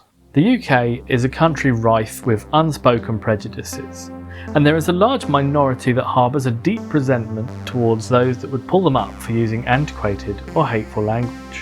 Whilst Pride has become a universally recognised celebration and has been widely adopted by cities, towns and villages and businesses everywhere, there still exists an undercurrent of hate and a resistance to change, whether it is tarred with the label of woke, which has supplanted PC as the right's verbal weapon of choice, or demonised by hateful celebrity bigots like J.K. Rowling. The LGBTQ+ community continues to face challenges to its existence. Football, a sport which attempts to portray itself as a game for anyone, has made several small attempts to show solidarity with the LGBTQ+ community, but the attempts have mostly been constrained to wearing rainbow laces or a colourful captain's armband, both of which have been undermined by players at different points, with a mixed amount of punishment. In France, we recently had Monaco player Mohamed Kamara suspended for 4 games after they covered up an anti-homophobia message on their shirt with tape.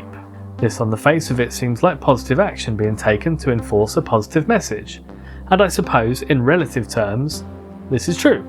However, social media offered an interesting insight into the huge numbers of people that supported Kamara's defiance. Kamara claimed that their actions were taken as part of their religious beliefs, a claim used on a regular basis. This was the 4th consecutive season that professional clubs in France have been invited to use rainbow-coloured numbers, armbands or patches on their shirts to support the LGBTQ movement. Each year, similar controversies arise. In 2022, Senegalese-born Everton midfielder Idrissa Gueye, then playing for PSG, refused to participate in a game requiring players to wear shirts with rainbow-coloured numbers. Senegal's president Macky Sall publicly supported Gueye, stating his religious convictions must be respected. Last year, Nantes fined Egyptian striker Mustafa Mohamed for similar reasons. Mohamed again did not play in Sunday's game. Kamara also did not play in the equivalent game last season. Whilst having religious beliefs is a fundamental freedom, there have to be some beliefs that are fundamental to something as universal as football. And for me, at the point you enter a professional football league in England, there is an expectation that you accept the standards set out by the governing bodies. That means that you accept and support diversity in all its forms, and that basic human rights and decency form the minimum standard for behaviour.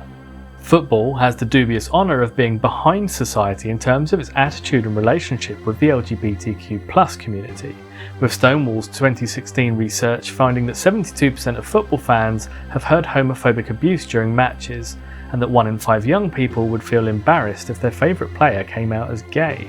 Research undertaken by the National Union of Students during 2012, which surveyed the opinions of 845 LGBT students, found that 46.8% of respondents experienced sport culture as alienating or unwelcoming. Meanwhile, the Youth Chances Survey in 2013 found 1/3 of lesbian, gay and bisexual young people and 50% of young trans people aged 16 to 25 do not feel they can be open about their sexuality or gender identity in a sports club. Such a broad feeling of discomfort indicates a failing in football, that the sport has let down those that thrive in it, and this is something that must be addressed more directly. Much like the statement of De Roy Corinaldi of the Black Footballers Partnership, missives about the importance of LGBTQ+ solidarity must be backed up with harsh sanctions and zero tolerance for any failure to meet the standards set by football's governing bodies. If players, staff and fans understand that we will be talking bans and even arrests for the worst offenders as opposed to fines and suspensions, they can make the decision whether they will comply or not when choosing to work within that framework. As put by Tracy Brown of supporters group Chelsea Pride in 2023, we're in a situation right now where unfortunately at every ground within the pyramid we have people who go to football and believe that when they're inside a stadium they can say what they want with no ramifications. They would never do it at work. They would never do it around family members, but it feels like it's a free-for-all when we get inside stadiums, which is where the work now really needs to begin. The fact that so few professional football players have felt comfortable coming out is a truly saddening fact that must be dealt with, and any vision for a future model of football has to reconcile that fact and build a platform that punishes bigotry and encourages diversity, self-expression and camaraderie at every level. Any discussion of modern football has to include the often overlooked women's game, an underfunded and underappreciated side of the sport, which has seen a meteoric rise in popularity since England won the European Championship in 2021. Naturally, the dismissive tendencies of both the media and the more misogynist elements of the English football fan base were overridden by the simple joy of having England actually win a football tournament. All of a sudden, England had two teams. Women's matches were being pushed on TV and games were being held in bigger and bigger stadiums. It was as if someone had pressed fast forward on the women's game, which was still a relatively new concern in the UK. Or was it? Well, no, actually. The women's game in England and Scotland can trace its international origins back to 1881, and there had been matches recorded between all women teams as early as the 17th century in Scotland. Naturally, these games were the subject of much male criticism back then, but the fact is that they were drawing gate sizes that demonstrated there was a definite desire to watch these matches, regardless of the impropriety felt by the more conservative members of the press at the time, who said things such as this in the Glasgow Herald regarding that match in 1881. The game, played from a player's point of view, was a failure, but some of the individual members of the team showed that they had a fair idea of the game. Despite the rampant misogyny and resistance they faced, British Ladies Football Club was set up in 1894 by the delightfully named Nettie Honeyball, a pseudonym only, sadly, and Florence Dixie. And despite widespread condemnation and assorted scoffing and snorting, their first tournament drew 10,000 spectators when they played against a North of Britain team. Indeed, Mikhail Correa's A People's History of Football notes that the British Ladies Football Club played around 150 matches in the next 2 years, enraging the press and polite society by both defeating a number of men's teams, the Gaul, and fielding a black player called Emma Clark. The cheek, the nerve, the gall, the audacity and the gumption. Such groundbreaking and fearless ambition led to them being slowly frozen out by the FA, before female players were completely banned from playing against men at all, and British Ladies Football Club played their last recorded game in 1903. Now this may have been a crushing blow, had it not been for the continuing growth of football amongst the working men of the time, providing a cultural touchstone deeply embedded in factory life that was eventually passed on to the women that staffed British industry during the First World War. These munitionettes, as they were affectionately referred to, enthusiastically took up playing football just as their brothers, husbands and fathers had done. In a somewhat surprising turn of events, however, they were actually encouraged to this time, both by then Prime Minister David Lloyd George and the owners of the factories that they were working in. This was largely to keep a positive spin on things and find a feel-good story for people to enjoy, but it also served to encourage a healthy way to spend their free time, given the fears of drunkenness, gambling and violence that preoccupied the media of that time, who were seemingly convinced that their generation of young people were destined for chaos and lawlessness. Such was the enthusiasm to keep their women workers occupied with football, many factories began organising matches and tournaments all round the country, with the takings of the matches going towards the war effort. Indeed, in 1917, 40 such matches were held, with attendances in the thousands. It is from such humble beginnings that we see the emergence of the legendary Dick Kerr ladies team. Based in Preston, Lancashire, and working in a munitions factory like many others, they hosted a game in Christmas of 1917 that drew crowds of around 10,000 and raised the equivalent of £40,000 in today's money. Even after the end of the First World War and the redundancy of many munitionettes, teams like Dick Kerr Ladies remained popular. They were still being supported by their former employers and ended up playing 30 matches in 1919, including a game at St James's Park which had a gate of 35,000. The following year, Dick Kerr Ladies went international, playing several French teams in Britain before going on a short tour of France and ending the year with a 53,000 attendance in a match at Goodison Park in Everton. In 1920, Dick Kerr Ladies played 67 matches to an average attendance of 13,000, and as quoted in A People's History of Football, they had won over many once sceptical people, such as in this article from Sport of Dublin. If the players of the Irish League could play with as much skill and character as that shown by the Dick Kerr Ladies at Windsor Park last week, there would be bigger crowds and more admissions. The women were as fast and skilled as the internationals the weekend before, and much better hitters. High praise indeed.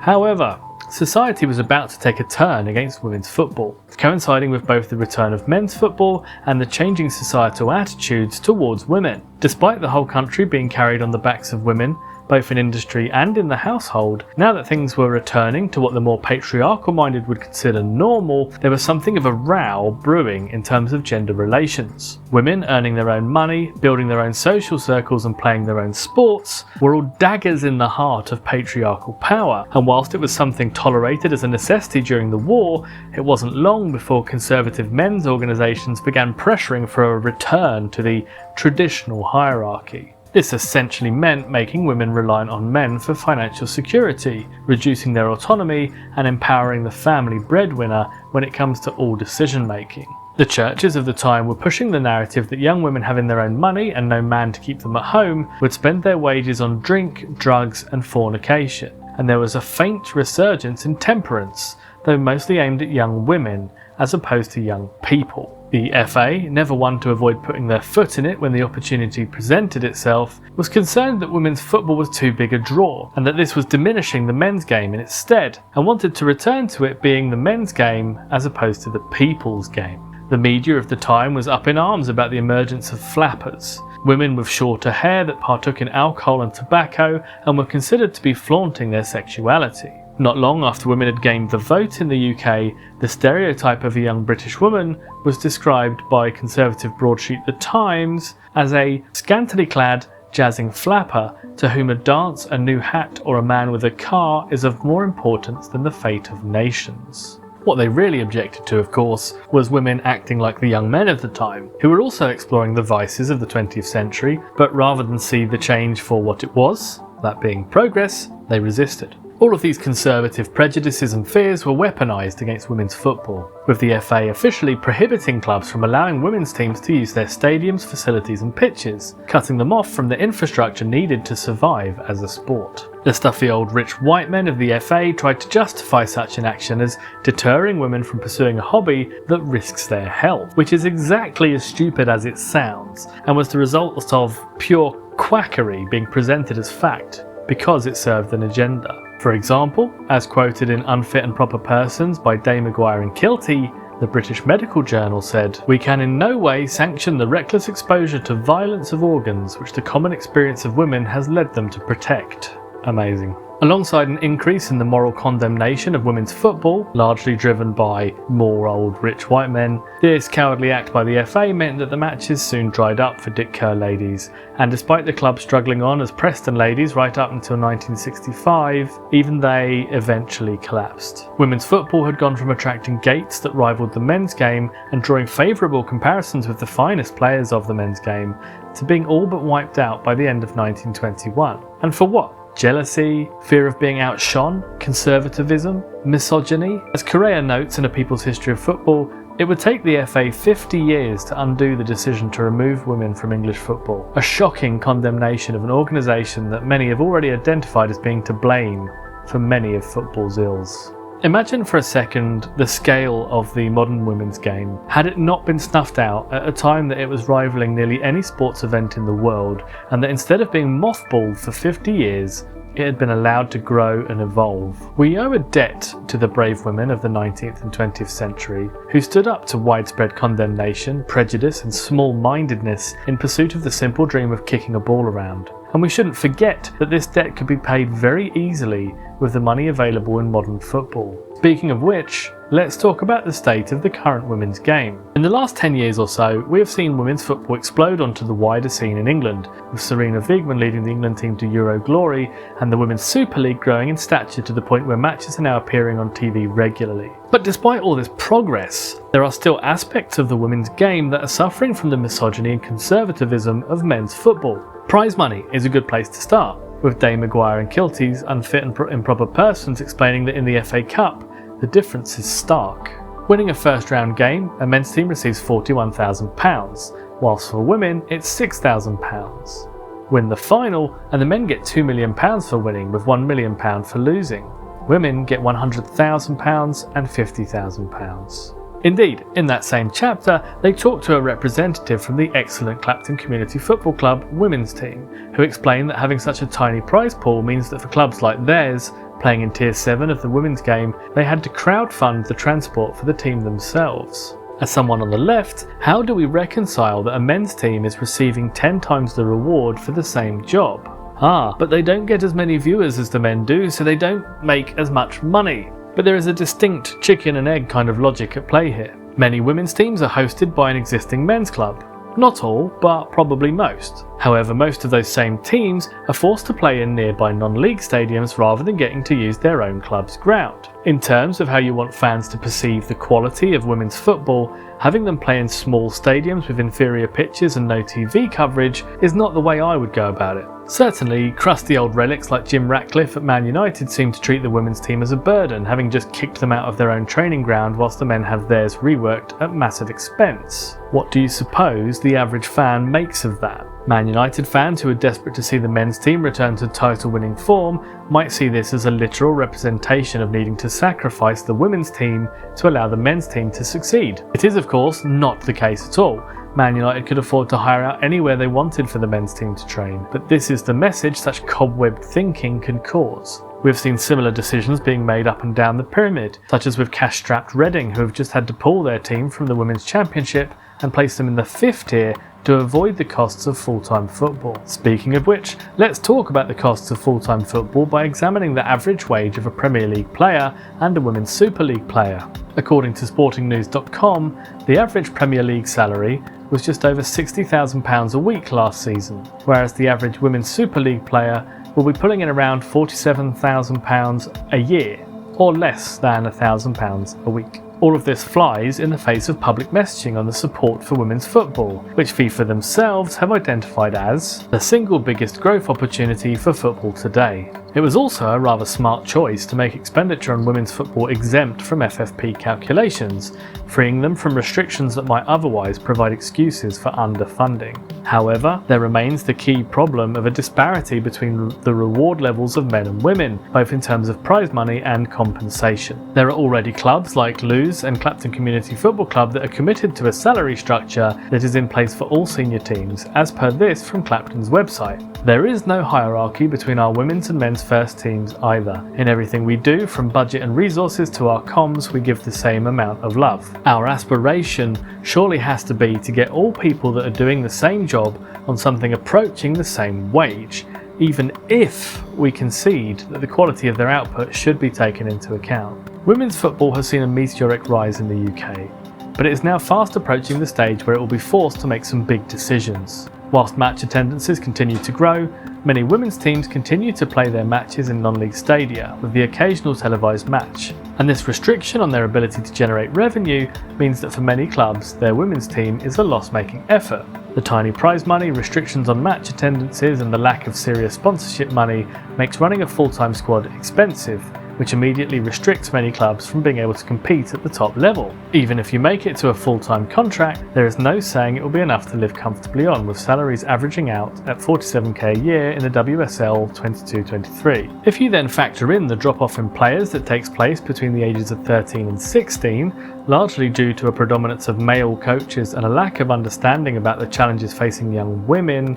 and there is a huge risk that the women's game might stall before it reaches the heights it should. In Unfit and Improper Persons, Dave Maguire and Kilty mentioned both Ashridge FC and Clapton Community Football Club, where they have taken steps to address the drop-off in female players in the early teens by simply listening to the concerns of the players and providing sanitary products, sports bras, and making adjustments to their kits, such as no white shorts, no placement of print across the chest, looser fit shirts, and a collar that works for someone wearing a hijab. None of that is massively prohibitive, or especially shocking to anyone if they think about it. But the male-dominated sphere of football is still finding it difficult to even think about women and their needs, let alone invest in women-specific facilities. This level of conversation is vital to the future of football, as is a willingness to change and adapt to the needs of those that play, watch, coach and volunteer, as it is them that makes the game what it is, not the pound signs. Ultimately, any leftist vision for women's football needs equal pay structures, equal access to facilities, no hierarchy between teams, and equal prize money. Another aspect of making football truly the people's game is ensuring all who want to watch, play or coach it have the opportunity to. Football exists beyond the bounds of its many leagues and cups, and even beyond the competitive game entirely.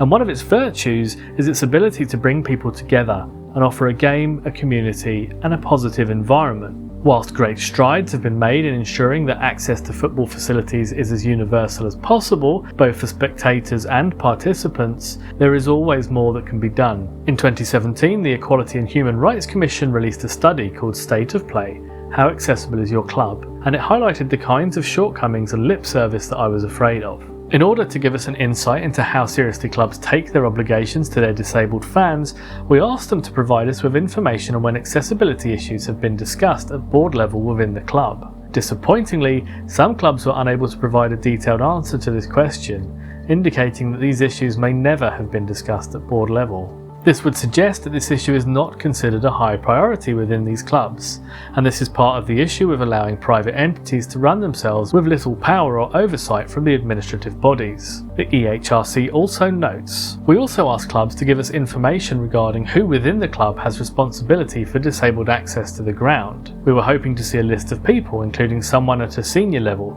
for instance a board member or director, plus a disability access officer and a disability liaison officer." One of the rules in the Premier League Handbook 1617 relates to employing a DAO. This is in addition to the DLO, a role that should already be in place at clubs as a UEFA requirement. From the information provided to us on the 10th of February, there were 3 clubs that appeared not to have filled this position at their club, and 2 clubs where it is unclear if they have a dedicated DLO. So not only were there 5 clubs potentially in breach of UEFA and Premier League rules, absolutely nothing was being done to check, or, heaven forbid, enforce it. This petulant and dismissive attitude has sometimes even crossed over into callous and offensive, as has happened more recently with a number of clubs looking to push disabled supporters into paying a much higher price than they were before, as per this from the Football Supporters Association published in May of this year. Wolves fans looking to renew for next season are facing an average 15 to 18% rise across the stadium, with some notable increases of more than 100% for disabled supporters and under 14 juniors. Wolves are the latest in a string of Premier League clubs to announce significant rises to season ticket and matchday pricing this summer, ahead of the 24-25 season. Despite record commercial and broadcast revenues among the division's clubs, owners and executives still feel the need to squeeze loyal match-going fans for an extra million here and there. An extra million that will do little when weighed against football's vast spending problem. Clearly happy to ignore the fact that the average income of those with additional needs is around 15% lower than the general population,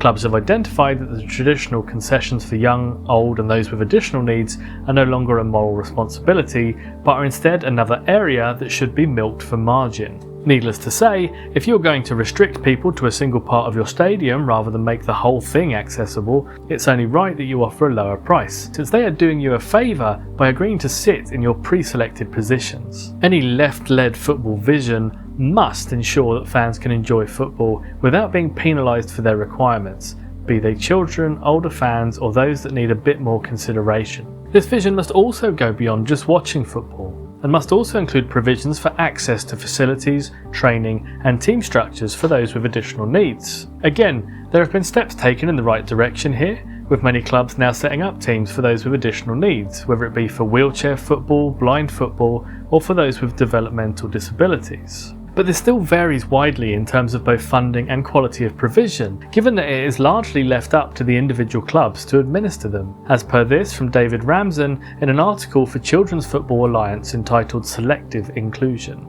Part of the FA's club legislation is that clubs running football activities from junior to youth teams should be totally inclusive, where they should try as best as possible to include players with special needs and disabilities, or point those players towards a club which can meet their needs. But this does not happen. That is why we, Invicta Valiants, have over 40 players with varied special needs and disabilities on our register, a majority of whom have come to us through our own publicity promoting the club or by word of mouth. Indeed, despite naming some clubs that are doing some good work, Ramsden summarises their thoughts thusly. Personally, I have my doubts on how many clubs want to run teams for players with special needs and disabilities. If they did, then there would be more mainstream clubs offering football activities for players with disabilities.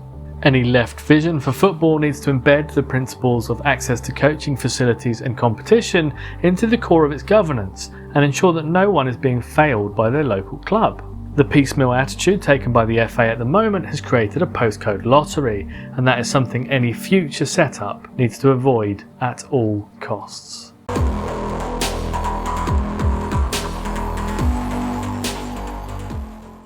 So we have covered an awful lot here, and chances are that half the things we have talked about have experienced some form of change in the time between writing this script and putting it out. But let's try to draw our thoughts together a bit, shall we? We started off by talking about the history of the Premier League and the impact that it has had on the wider football world. Despite any intentions of it meaning fewer matches for England players, it was very quickly apparent that it was commercial considerations that drove much of the Premier League's behaviours. This, paired with Sky's dominance of English football broadcasting, led to a massive influx of money to clubs at the top of the game. With the Bosman ruling freeing up the movement of European footballers and removing the power of clubs to hold players hostage, we saw an influx of talented footballers and a rapid rise in wage demands. As clubs invested in longer and larger player contracts to avoid them leaving for free, the risk to club finances grew, and this was especially the case for teams being relegated from the Premier League. TV money has created a cliff edge, a drop of tens of millions, which could see a club going from just about coping to financial carnage in the kick of a ball. Similarly, the enticement of the huge money in the Premier League led clubs in the lower leagues and the Championship to gamble on promotions, using unsustainable wage budgets to compete for a place in the highest echelons of the English game. Football's governing bodies watched a number of clubs go into administration and liquidation before introducing some measures designed to try and encourage the right kinds of behaviour and to address the growing precarity in football. These measures, as we discussed earlier, have had a debatable effect, though they were at least a step in the right direction, even if they fail to address the core issues underpinning football's unhealthy relationship with money. It is the way that clubs are owned and are treated by their owners that needs addressing most urgently, as a cavalcade of billionaires, hedge funds and state-owned investment groups toss our clubs between themselves, all whilst ordinary fans pay ever-increasing amounts of money to watch their clubs. It is of course those same fans that are the ones who will pick up the tab when the previous owner tires of preening themselves in the club's colours. The Premier League, despite dominating viewing figures and revenue worldwide, has somehow failed to prove its dominance in terms of performance, with all that money not equating to success at the highest level. La Liga, and indeed the Spanish national team, continue to rule the roost when it comes to the European summits of the Champions League and the European Championship. And whilst coming second in most measures is no mean feat, the sheer difference in funding between the Premier League and its European competitors should mean something. As the Premier League continues to hoover up all the money, the competition becomes less and less competitive, as the gap between the richest and poorest clubs becomes more of a canyon, and all the while the leagues underneath them are scrambling around for just a taste of that funding whilst trying to keep the lights on.